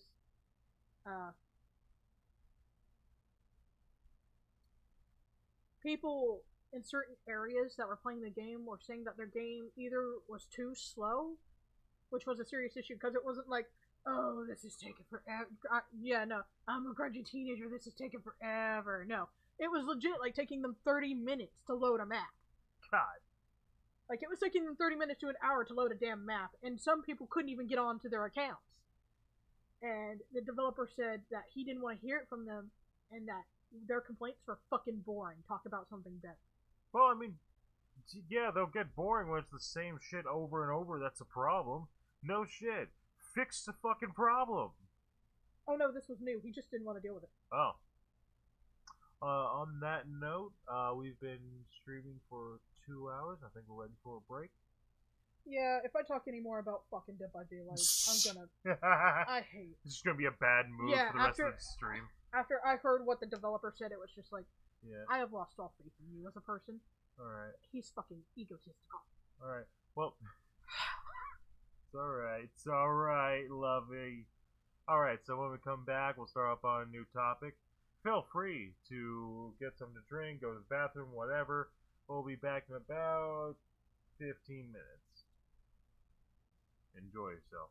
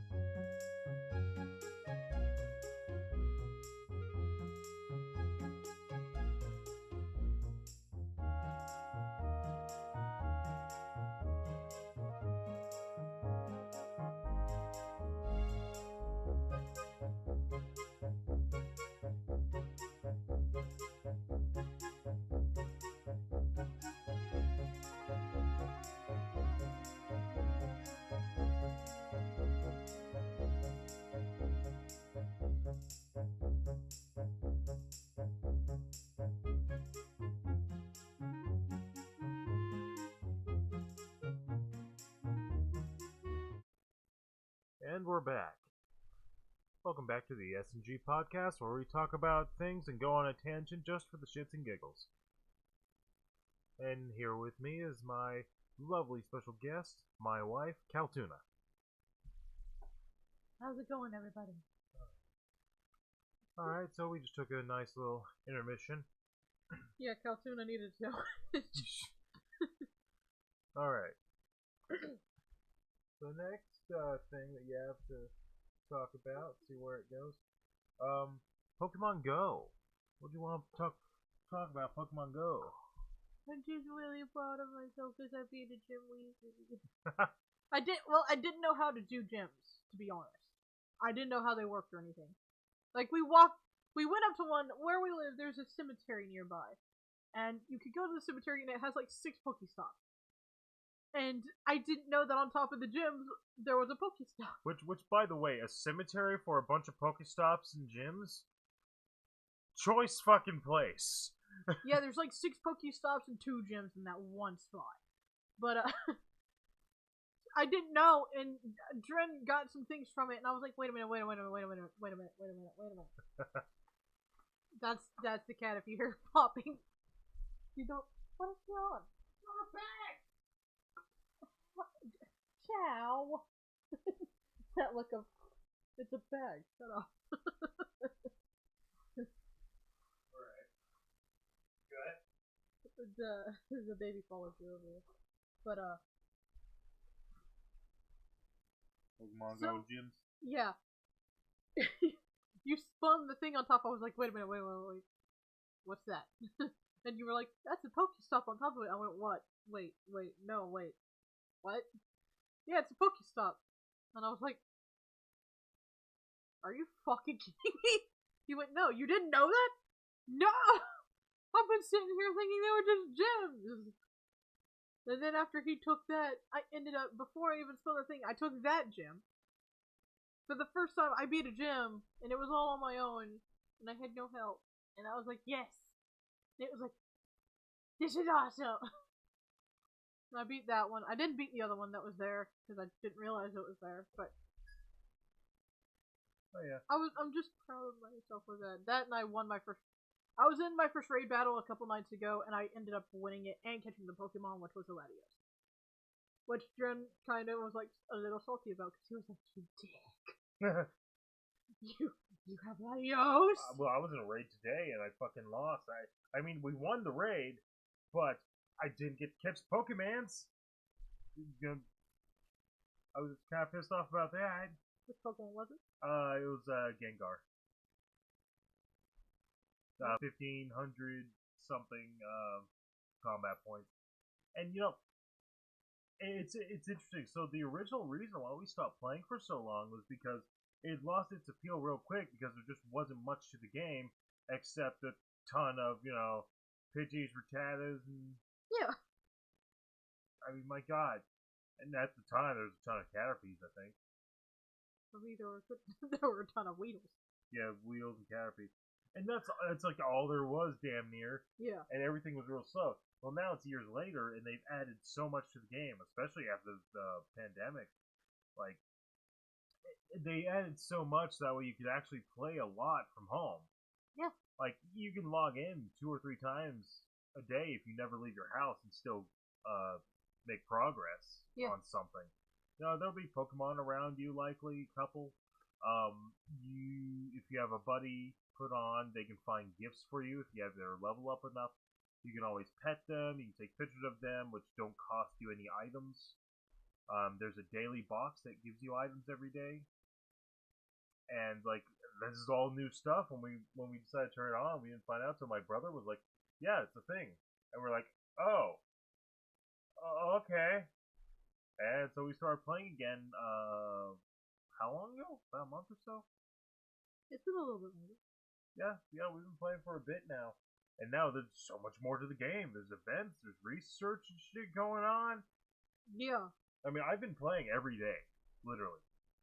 Yeah, originally we couldn't even play them on the phones we had when it first came out because our phones wouldn't work with it. Yeah, they'd fuck up so much because we don't get high-end phones. It's just not worth the cost. Yeah. So we get like a phone for like 100, maybe 130, which is Yeah. normally like 2 generations of phones ago or whatever. But it's just, I mean, if it works for us, it works. oh yeah, well, I mean, it's just not practical to us to get $1,000 phone that's gonna be replaced in a month. Yeah. But at the time, our phones, every time we would load up, Dren got further than I did. Because I couldn't even catch my starter Pokemon. He at least got to catch his. he caught his Charmander, and then it was like, oh, now it crashes every time. Me, my avatar took 2 steps and the game crashed, and it was like, okay, is this the game? Apparently. Crash Simulator, the game. Like, what am I supposed to do? I still remember, the first time we booted up, we got to try and choose our starter. Maybe there was a Pokemon here and there. Yeah. But not much else. Then we turned it on recently after not playing for like 3 years or so. Like 3 or 4 years. Like we first got into it in 2016. That's when it has mine started. 2016 in December, I think. So, when we started up, there was just so much other crap to do. Mm-hmm. And like, oh god, we gotta look at all this stuff. I got these trainers that are yelling at me about shit. Oh god, there's a bunch of research things we have to do. Oh, holy crap! Then now there's like a couple more Pokemon at my house. Oh my god, there's all this other shit to do. And we're just like bombarded with a bunch of crap. Finally catch up. Now you can have friends that we didn't know was a thing. You can equip your buddy. You can give treats and friggin' play with your buddy and like pet him and crap. And it's amazing. It's like all this stuff, and it makes a great aesthetic for a fairly casual game. People can invite you to raids across the world as long as you have a remote raid pass, which baffled us because Caltuna and I did a raid that was in Japan. No, the one we did was nearby. The one that I won with the Latios was in Japan. I thought I had one in Japan. There's no R in it. A lot of people say Japan. I've never. There's no R. I've heard it from people. You're going to Japan. You're going where? Japan. Which is not. Yeah, it's Japan. No. Yeah, it's Japan. Which isn't even how they say it. Anyway, not an issue. Yeah, there's so much more to the game, so now it's kept our appeal for a while now. So I've been playing every day. Because now you can get items now. You don't have to worry about like, oh, well, I don't have any balls, so I can't play at all. Yeah. And that was normal. That was what took us away from it in the first place. Was you have to go to Pokestops otherwise. Yeah, back when we first started. The only way to get Pokeballs that we knew of was to either buy them or go to Pokestops. And because Dren had to work a lot, we couldn't do the latter option, so we just couldn't play. And at the time, we were trying to save up for shit to get things done, like get what we have now.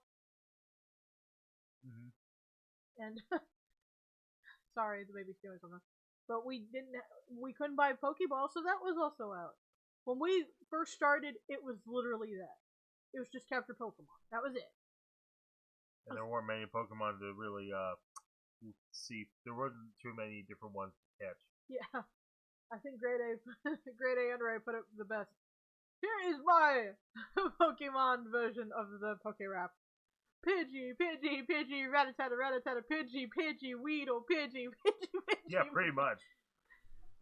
I mean, and that's what it felt like, because I don't know why, and why those ones? Because they were the ones that were common in the original. Excuse me. Bless you. Excuse me. Because they were the ones that were common in the game. And I think the way they did it was they went incremental, region-wise as far as Pokemon. They did. So like first you have the what's the first area? Kanto. Okay, so you have all the Kanto Pokemon, which is the first 151 or whatever. Yep. And that's even if they had all 151, if they had the legendaries at the time. You know, Mew and Mewtwo.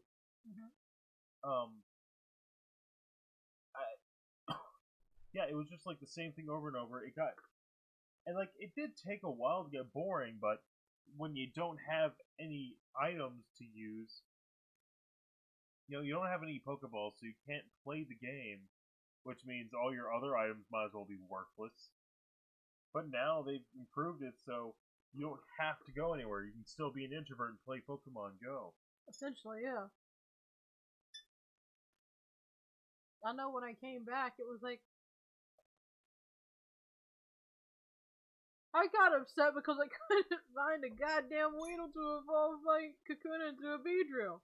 That was one of the main ones we kept running into in the old days. Oh yeah, I mean, how long did it take you to get enough Caterpies to finally get a Butterfree?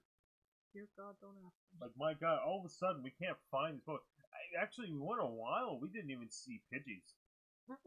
Pidgeys just popped up within the last week. Yeah, we got a bunch of them because they're doing the whole Team Rocket is researching flying Pokemon, so now there's a lot more flying Pokemon around. Yeah. So they definitely improved the game a whole lot more. I love the ARG experience. Being able to play it by going to different places and getting various things. Didn't realize it, but till today. But our local post office is a freaking gym. Yeah, which I also beat that one real quick. It was like, well, Dren's grabbing an energy drink. Let's go. My phone was dead, so I didn't get the help. Yeah. Also, I was originally Team Mystic, but you shush. But they incorporated a thing that you can use once every 365 days. I cannot use it till about this time. I cannot buy another till about this time next year. And one of the things I really liked was it's an item that allows you to change what team you are on. Well, I had different influences at the time for the team that I was on last time. When I initially chose, and at the time, you didn't. Once you chose, that was it. Yeah, You're stuck with it. The game specifically said, choose wisely. You will not get to change this. And then I found the coin, and Dren was like, wait a minute, what? And he was like, because by what Dren told me, his influences were people saying that Mystic was the better team, and he thought that it was. Well, the what got me was the buffs that it gave. I liked. Like it did better for your experience, and it did better for your eggs. And I was like, okay, cool. Well, from what I can tell, there doesn't seem to be any mechanical difference. Like, at all. I cannot tell anything different between my eggs and my experience. It still looks exactly the same. I don't see any buffs. I have no idea what they're talking about. I don't even and maybe I read it then, but I don't remember it. I do remember that you had a friend at the time, Justin, who essentially was big in that too, because he was Mystic. He was not the best influence, and he got on to me for being Instinct. He was like, come on, be Mystic. And I was like, no, I want to be Instinct. Alliance was what I do. I like it. I want to be Instinct. He went, oh, the cool people are Mystic. Why aren't you Mystic? You're a nerd. And he started making fun of me because I was an Instinct. I was like, whatever, dude. At least I'm happy with where I'm at. Yeah. So now I am now a Team Instinct. And now that that coin exists, I really wonder how that influences the area. So there's also a bit of lore for the game. So MatPat kind of looked into it, and throughout the series, there's a few choice episodes that allude to the Great Pokemon War. Yes. So the idea, sort of like how there was a Kingdom Hearts game that was like the Great Keyblade War. Yeah. Was like that was the precursor to it. This is effectively the active Great Pokemon War between the three teams in Team Rocket. And so Team Mystic, Team Valor, and Team Instinct are three teams that are effectively fighting against each other for power, while also having to deal with Team Rocket. And with the idea of a medallion that you can buy for a tenner, and you can change your team Because originally most of the planet chose either Valor or Mystic. There was very little Team Instinct, and I'm wondering, and I don't have numbers in front of me to see, but I'm wondering if a lot of people are now on a lot more people are on Instinct now or not. Because like I said, I changed. So I'm silent.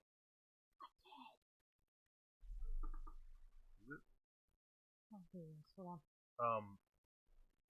So yeah, I'd like to see how many people have actually. I want to see how many people just changed in general, because that is a sucky thing. Like, here's your team. You don't even get to sample it. Yeah. Get out of there. Baby problem, sorry. No. You're not, ow. You're not gonna be messing with my wires, please.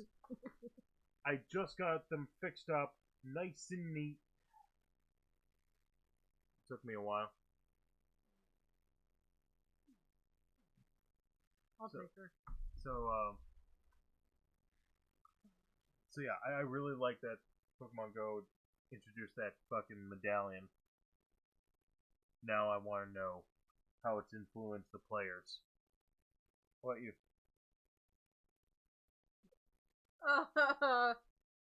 Like, I've never thought of changing teams. That was never a thing with me. Because I'm actually happy. I'm glad I learned about the teams before I chose a team. Because each one, not only does it have lore behind it, but it also has alignments, essentially. Excuse me.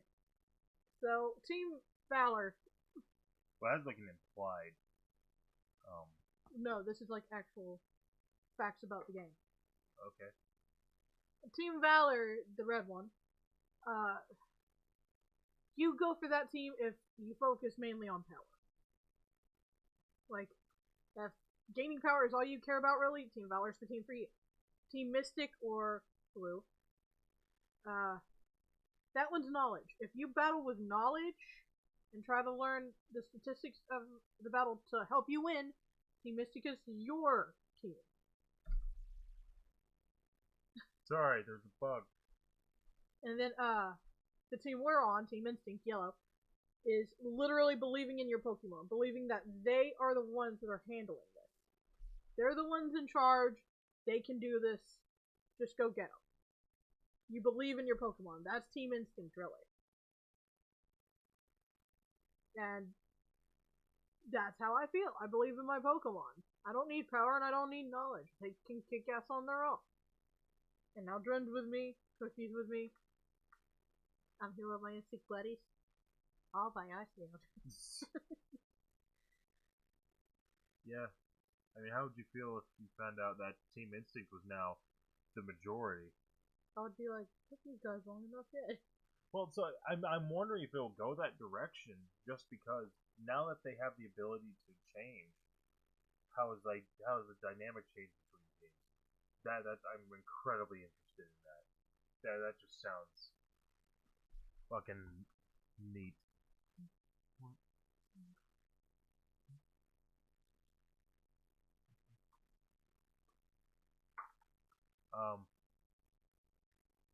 What's something else you like that Pokemon Go has been doing? I'm glad there's berries and items to help you out in catching the Pokemon, guys.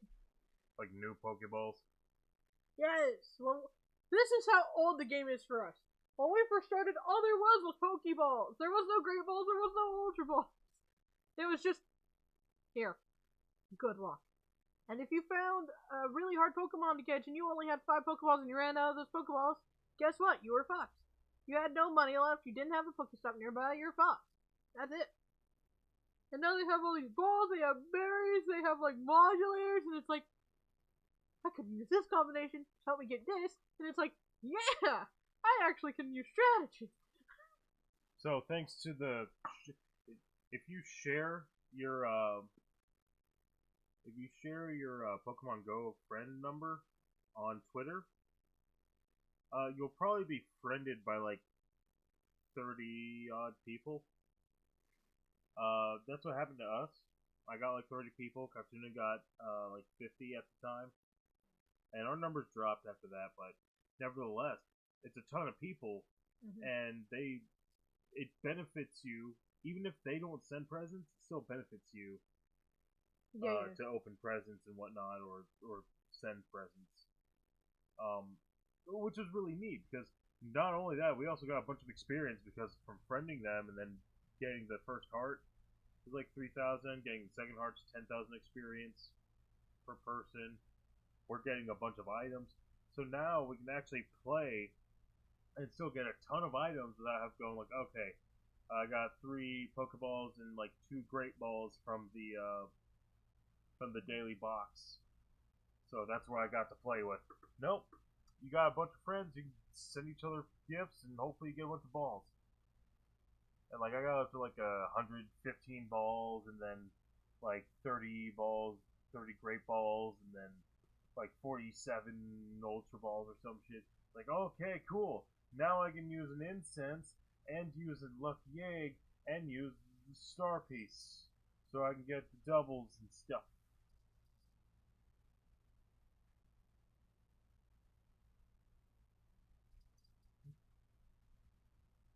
Sorry, I'm cuddling the baby and listening to you. But it's just nice to have help, essentially. Because I remember, like, the game would get so boring so quickly back then. Yeah, because after you throw your first load, that's it. Essentially, like, you get a couple, say you get a couple of Pokeballs from the Pokestop. And you catch a Pokemon. Now you're out of Pokeballs. You've got to sit there and wait for that one Pokestop to reload. And do it again. Now, you don't have to do that. You can have friends. You can send gifts. You can... The Pokestops still help, but they give more items now. It's like... This is what they should have been doing from the beginning. Yeah, I mean, it was slow to development. I mean, they develop over years. And especially since it's a phone game, then there's a big margin for improvement. So I think that's probably what they were looking at.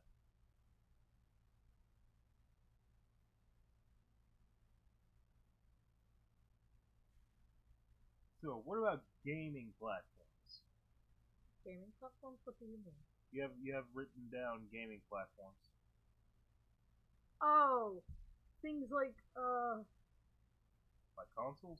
Consoles, if you don't prefer consoles, PC gamer. Steam, what do people use, what do they enjoy, things like that. Personally, I like Nintendo. I'm a Nintendo fanboy. For me, again, like the Game Boy was my first console. Yes, I've dealt with the PSs, the PlayStations, Xbox, and all that. I've dealt with those GameCubes, but for me, it's always the Nintendo handhelds. I can't help myself. I love the Nintendo handhelds. Which handheld's your favorite? As I stated earlier, that would be the Game Boy Advance SP. My mind, and we were just grouping, we were discussing this in a group chat we were in, because some of our friends like it, some they don't. And I remember telling some of the people in the group chat, I was like, the thing that made the SP amazing for me was when I found out it had a light. My 8-year-old mind went, that thing has a light? I can play in the dark? Holy shit! I can play in the dark! So that was like the big major improvement when it came to handhelds, was a fucking backlighting screen. You can see your game without having to either beat daylight or having to find a light somewhere. Yes. Fuck!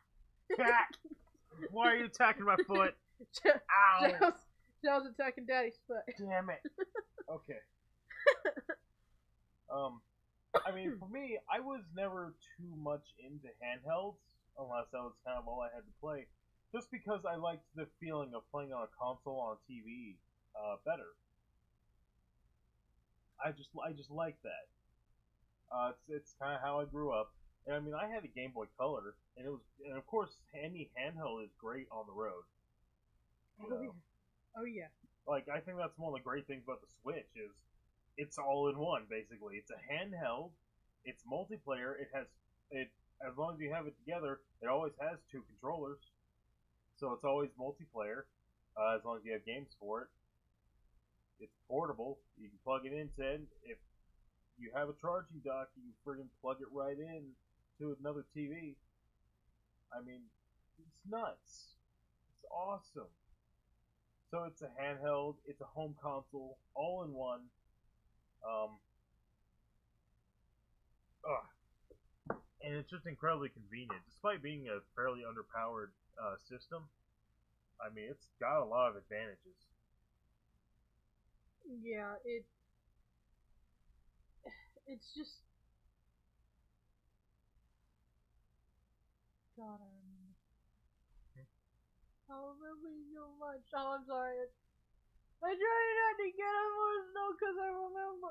Like, okay, so this is why I was so astounded that the SP had a backlight. I remember going to my grandparents' house when my grandpa was still alive. And, oh my god. At the time, I had a Game Boy Advance, and I didn't know when the battery was gonna die, which was another great thing the SP did. You didn't need batteries, you could charge the damn thing. But I had a Game Boy Advance, I didn't know when the batteries were gonna die, and it was late at night when we were going to see my grandpa. And I'm sitting there trying to fight this oddish, trying to catch it, and I'm using the street lights to try and see. And it's like, finally we get there, and I'm like, yes, light, light. And it's like, I mean, I love the Game Boy Advance for what it was, but the SP beats it by a long shot for me. So, like game, and for people who are like PC gamers, I don't blame you. Some of this shit that's out today, it does cost a lot, and if it's like the PS5, Well, I mean, actually, generally PC gamers, unless they already have a good PC, they're probably either spending about as much or a lot more. So, I mean, okay. getting even a decent computer, you're probably still going to need to spend about $600 for a good computer that can still play games good. So yeah, you're still spending that money. So like if I got all new parts for everything in my PC right now, it'd be about 1800 if I replaced every aspect of it. You know, but I mean, I just myself, I didn't care as much for the handhelds whenever I didn't have to. I mean, I remember playing the absolute shit out of Kirby's Pinball. That's point eight shit. Why? Why now? Because he's a baby. Um, uh, Legend of Zelda, Link's Awakening. They made a remake of that one recently. Apparently, a lot of people hadn't played the original, and I'm like, I got that and DX, which DX was where they actually had color in any Game Boy Color that could read it. So that was interesting. And I mean, Metroid 2: Return of Samus. It's another game. Chess Master, whatever. Castlevania Adventure. Hope that doesn't bring up any bad memories. Yeah, there was a lot of good games for handhelds. The DS was really great. Oh yeah. I mean, the DS was great. I still prefer home consoles on a TV though. Yeah. I mean, that's just the aesthetic I like. It's it. Um, I remember when the original DS came out, and some people were still calling it, instead of saying DS, they were actually saying dual screen. Which turns out, for whatever reason, a lot of people didn't know that's what it stood for. I just learned something today. Oh, okay. Because no one ever told me. Oh no. What happened? Not the dicks! Not them dicks! Why do you like going? You're too young. Stay away. Yeah. Don't purr! Hold on, I gotta wrap the baby up in the blanket. Oh, hell. Okay, continue. But, it was one of those things. It was like, I remember that when DS came out, it was very much like a portable N64. The way I thought of it, like mainly because the games that came out for it were Super Mario 64 DS and yeah. Mario Kart DS, which was almost a remake of the original Mario Kart on 64, or well, the Mario Kart 64. and I was like, oh my god, this is like having an N64 in the palm of your hand. Sure.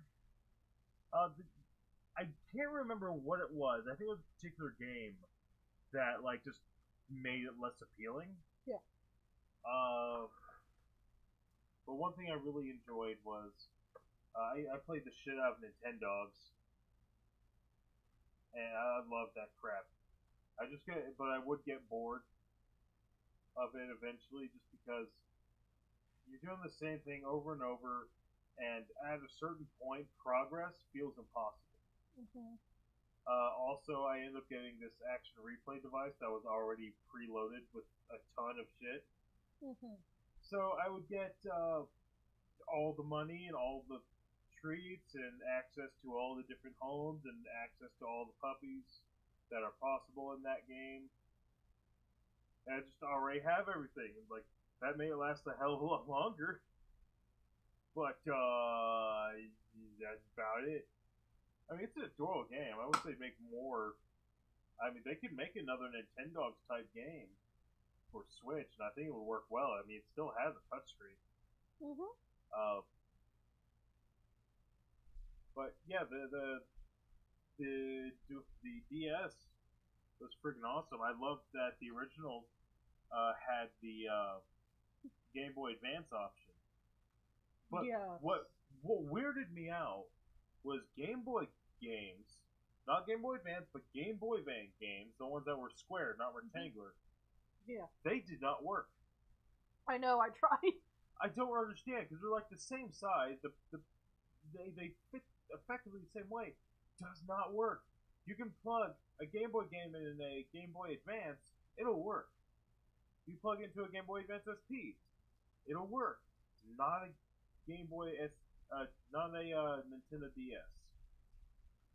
I have no idea. At least it didn't work for me. I don't know if you guys have an experience of what you did. But eventually, what was it? When they got to the DS Lite, they took it away. And I guess just because it was getting phased out. No, not DS Lite, DSi. DSi, and it was just getting. I guess because the games were getting phased out. Which, yeah, to be fair. But like for the DS, one of my favorite games was Cooking Mama. I love the Cooking Mama series, and I've even heard there's a Cooking Mama 4 and 5, which I want to get my hands on. But apparently, they're really fucking hard to find, and once you find them, 4 isn't that expensive, but 5 is. 4 I've seen at GameStop before for like $30. Fine, that's fine, that's fair. 5 I've seen be like 60, and it's like that's a DS game, and that's not anything like Pokemon or anything like that where you kind of expect it. This is Cooking Mama. The first Cooking Mama game originally went for $20, and now if you look closely anywhere, it's $2. But Cooking Mama 5, if it does exist, I've seen prices for it be nearly $60 to $80. We're sitting, and it's like, how good is this game? Or how rare is this game? Yeah, you'd be surprised when it comes to like the rarity of games. So like, there's a bunch of GameCube games I wish I could get my hands on. Mm-hmm. Now, Retro Wolf, one of our YouTube friends, he has the entire GameCube collection, I believe. Yeah. I think he has every game for it. It's like I think it's like 500 games or something. I forget. But how he got his hands on them, I will never know. And they're full sets. Like any of them that were printed with booklets Yeah. had the booklets, I believe. Oh, I might be wrong about that. That's cool. I might be wrong about it. I know he has all the games though. I just don't quote me. That's so cool. Because someone's gonna clip this out of context and gonna like, Retro Wolf has all the games. It's like I don't have all the games. There's too many games. I don't have all the games. I need a mansion. And it's like a fucking asshole. Anyway, he I really wish I could get my hands on like I want to say I used to have a list, and that list is gone now. But there's so many games that I really wanted to have that I can no longer find. And if I look back, if I try and look up some of those titles that I do remember, then I find them for like, oh, this is 125. This is $300. Yeah. I mean, like fucking Pokemon Coliseum feels impossible to get. Yeah. I remember seeing that for like $6,000 somewhere. Of course, I'm pretty sure that one didn't sell. I'm sure they had to drop that price. But I mean, even GameStop had like one copy, like 2 years ago. And it was. It was, and that copy was fucking $80, and it was just the disc because of how rare it is. And I've gone on eBay looking for the game. There are so many people selling just the box of the game for like $30, and people are fucking buying them. Yeah, people are buying them. They want to. Now, in that case, I would just opt out and get some thin photo paper. I would get a GameCube case. Yeah. I will get someone to print that shit off for me. Hell, video game dust sleeves. Someone on Twitter, they make great sleeves. I would probably get them to do something for me. And I'm wondering if they do have a thing where they can actually make the cases. That'd be awesome. Yes. I mean, because that is something that's often desired. I want cases for all my games so that they stay protected. I'd like to have. I really wish they had enough that they could do like GBA games and Game Boy games. Yeah. Unfortunately, that's just too small to deal with, so they don't have prints for those. But I mean, you can still get the Super Nintendo. You can still get N64, and I don't know if they do anything that would have cases or not. I want to think all they deal with is anything that has cartridges that would fit in a sleeve. But their sleeves are awesome. Fucking full artwork and everything. Yeah. So you could, if you didn't know that it was an old game, you could heat shrink some plastic wrap around it. Yeah. And you would think it was brand new because of the sleeves they have. They're awesome. But if we're gonna be on the topic of rare games, we have one of the worst rare games ever. Ride to Hell Retribution. Jesus Christ. I thought about sending that to the Angry Video Gamer. Because it is one of the worst. It's one of the worst games ever made. It is. The only thing would be, I wonder if there's a way to. He might have a thing where, he has a listing of games that he has requests for, or that people have requested him. So I wonder if he has a listing there, and so that way he knows what's being requested. I want to think if, since it is infamous, I would like to think someone has probably said something to him. I'll gladly send him a copy we have. We don't play it. Fuck. Fucking, I don't know. I don't want to touch it. Send him a DM and see if he replies. Because holy hell, I don't want to touch that. Try humping. Why do we have it? Because I heard it and I honest to God wanted to see how bad it was. And now that I've seen it, it's just like, this isn't. It's like Big Rigs. It's not even a fucking game. It isn't.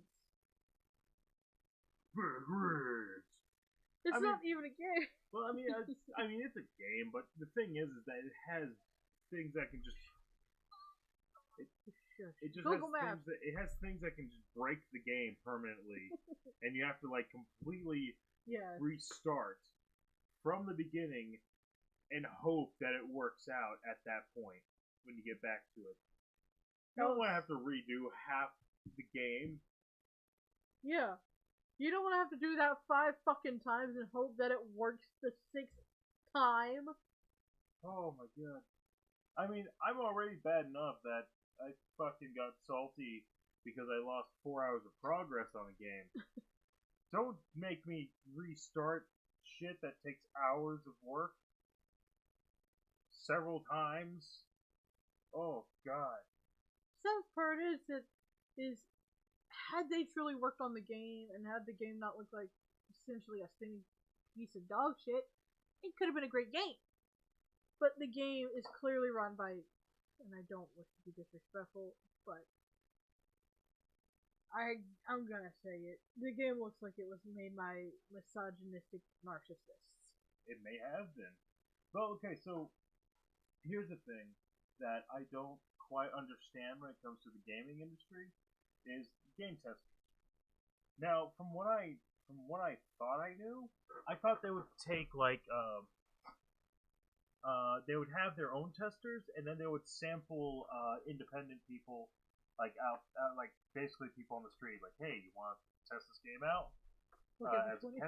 Basically, there's people that are like paid to try and break the game. Yeah. By playing it, and then there's like, okay, they need someone to play it fairly casually, or however they would play it to make a skill to understand how much it might appeal. I don't understand how, because there are games where just all the shit can be broken so easily just by playing it casually, and I don't understand how the people that are testing it hardcore don't get to the point where they talk about that and they're like, hey, this has got to be fixed. This broke the game. Yeah. You can't have that. Like, how does that get by? I don't know. And maybe it's just a misunderstanding on how the game industry works on our part. I have no idea. But it seems like they would have made a better effort to make sure that everything worked properly. Whoever made it, I don't know. I don't know what to tell you.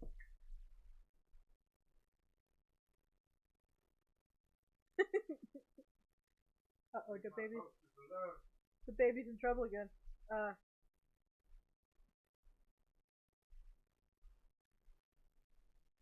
But I don't know what to tell you on that. It's horrible. it's a bad game.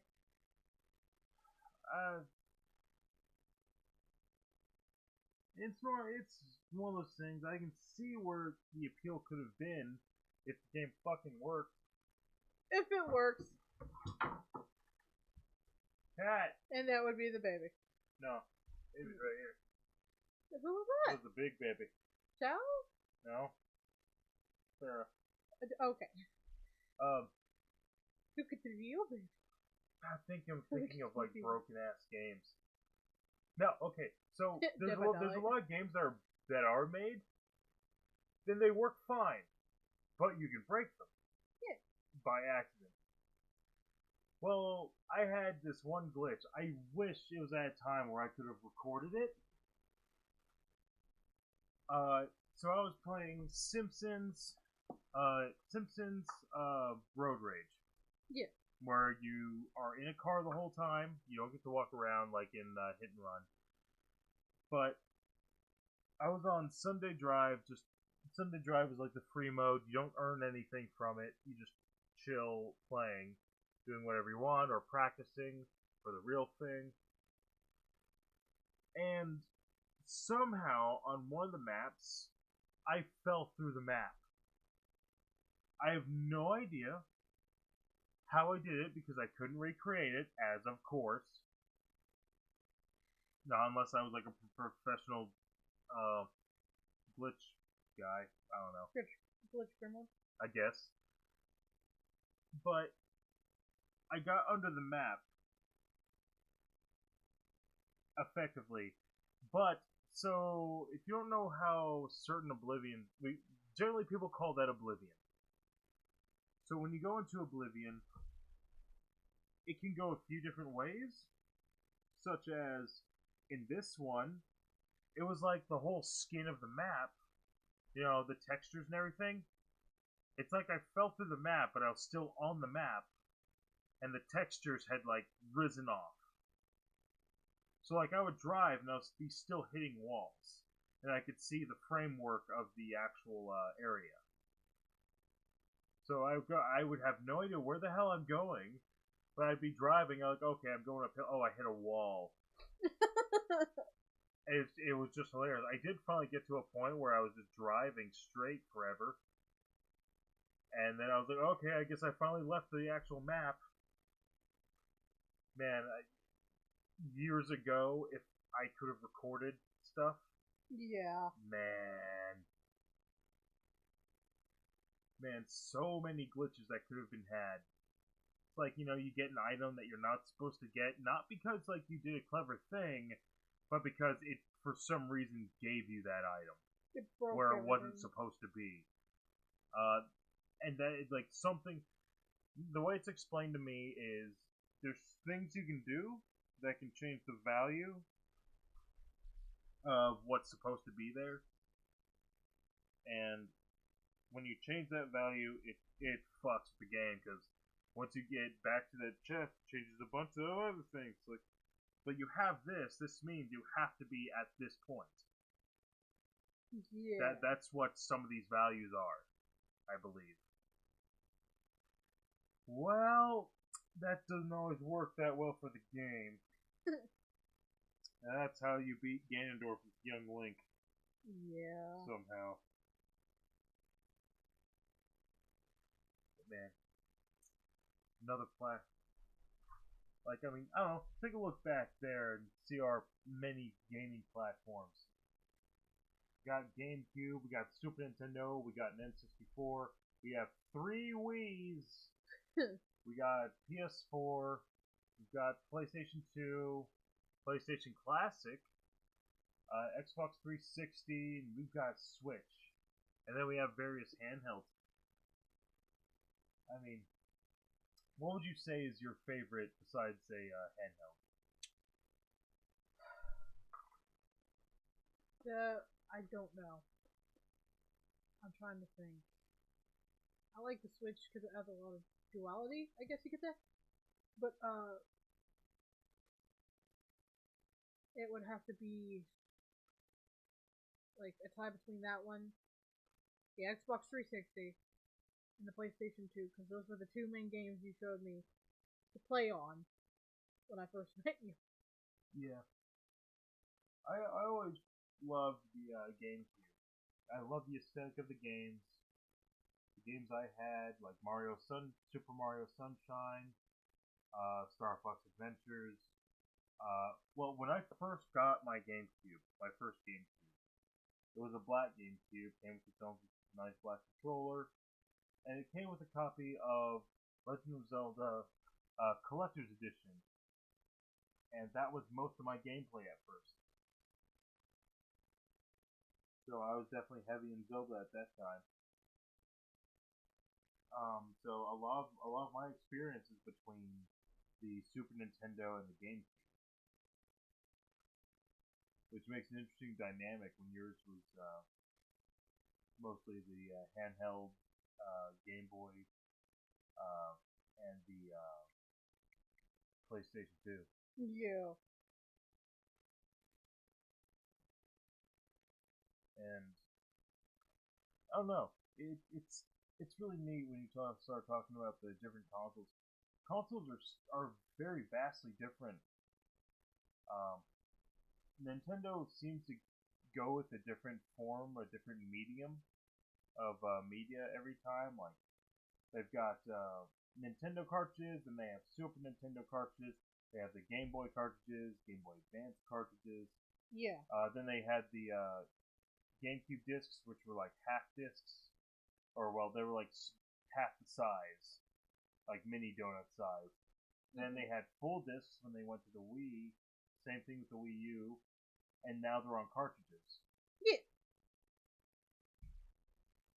And I really like that. Now, PlayStation and Xbox, aside from when some of the handhelds that PlayStation had, they've been solid discs for as long as I've known. And they have the least. Nintendo has an excuse for not having that much backwards compatibility between platforms. Yeah. But I don't think Sony and Microsoft do. Fair enough. What time? It's 11:43 left. Alright. How are you feeling? Really tired, but I could keep going if we did. I mean, we can stop whenever you want. You're feeling tired. It's hard to keep conversation. Let's do one more topic, guys. One more topic? Yeah. Alright. You have written down feeling on Steam, game system, and D&D. Well, we can essentially combine those two because the second to last topic is I want. Basically what we were talking about. Yeah, everybody is either excited for that game system or they're like, eh. And I'm the part of that. It's like. But talking about like new game systems? Apparently, no. Steam is making their own game system. Oh yeah, Steam Deck. Yeah. And I'm kind of mad on it too. Yeah, that's essentially it. I want to know opinions on that. So, I didn't hear about this till like the other day, and I didn't know that was a thing. As far as that goes, I've got Steam on my computer. Yeah. I can see the appeal for someone who doesn't have their Steam account on a PC, or if they just want to have like a different form of access.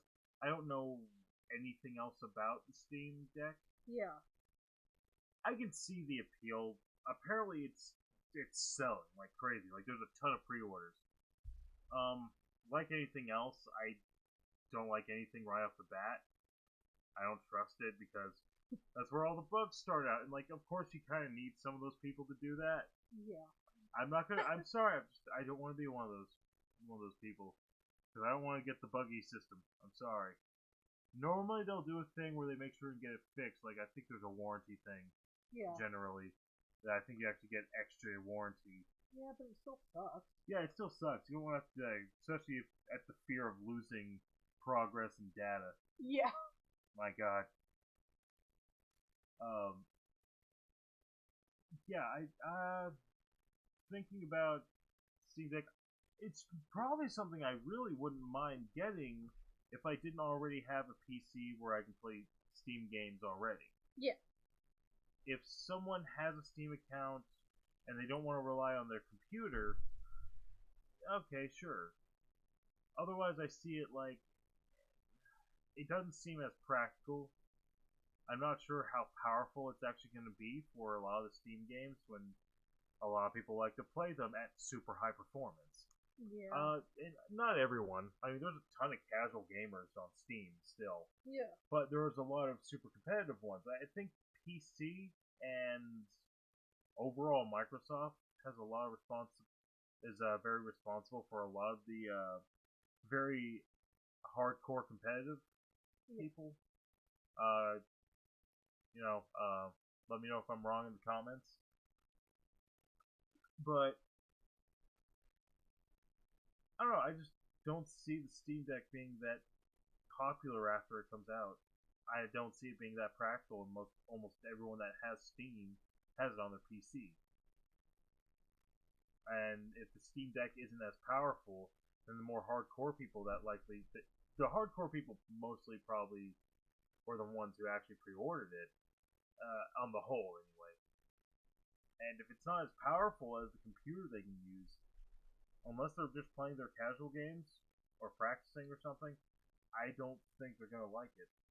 But who knows? We won't find out till it actually comes out and people start talking about it. Mm-hmm. Which, shit, dude. If it works, it works. Yeah. As long as it doesn't, act like the fucking Stadia. The Stadia is what you buy someone who's never had a console. Like, it has its practicality, just not with anyone who already has games. Yeah, I remember when that thing first came out, I was like, that's gonna be so difficult going against contenders like fucking Nintendo and... Well, the way it was marketed was terrible, in my opinion. Just because you have to buy the games. You still have to buy the games, but it's also all digital. But you can just do that on Steam. Now, the Stadia is separate from Steam. So that might be the appeal there, is getting away from Steam, because even though I think Steam is a great platform, it's got its own problems. But you can say that about anything. Nintendo's made plenty of mistakes too. Yep. But Stadia just didn't seem practical at all to me. And the appeal, there was no real games that were exclusive to it that you probably wouldn't have a better experience on with like the PlayStation or the Xbox or the Switch if it was on there. What was a game that was going on the Stadia? Witcher, I think. The Witcher 3? I think. That was one of the ones that was marketed. I remember. Yeah, so like that one, it's like most people just went ahead already. The problem is, I think that they're so late in the game. Yeah. They're so late in the games, so they just. I think they burned their market was already burned. I think. Which sucks because I like to see competitors when it comes to especially Nintendo, Microsoft, Sony that monopolize the market. Yeah. As much as the Nintendo fanboy as I am, I don't want Nintendo to be a monopoly. Fuck that shit. Oh man.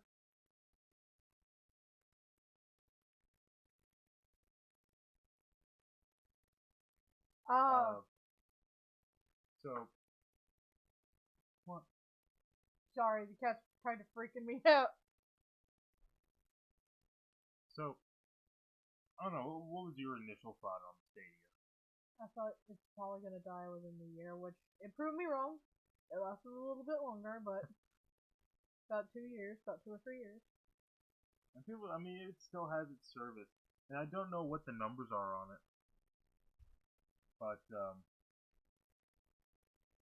I mean, it's a console. Yeah, that's the best thing about it. Yeah. There's your advertising. It's a console. It's fun. I do remember years ago, friends and I would talk about. This was back when we had when the latest console for Nintendo was the GameCube, and we were like, man, how awesome would it be if they went back to cartridges?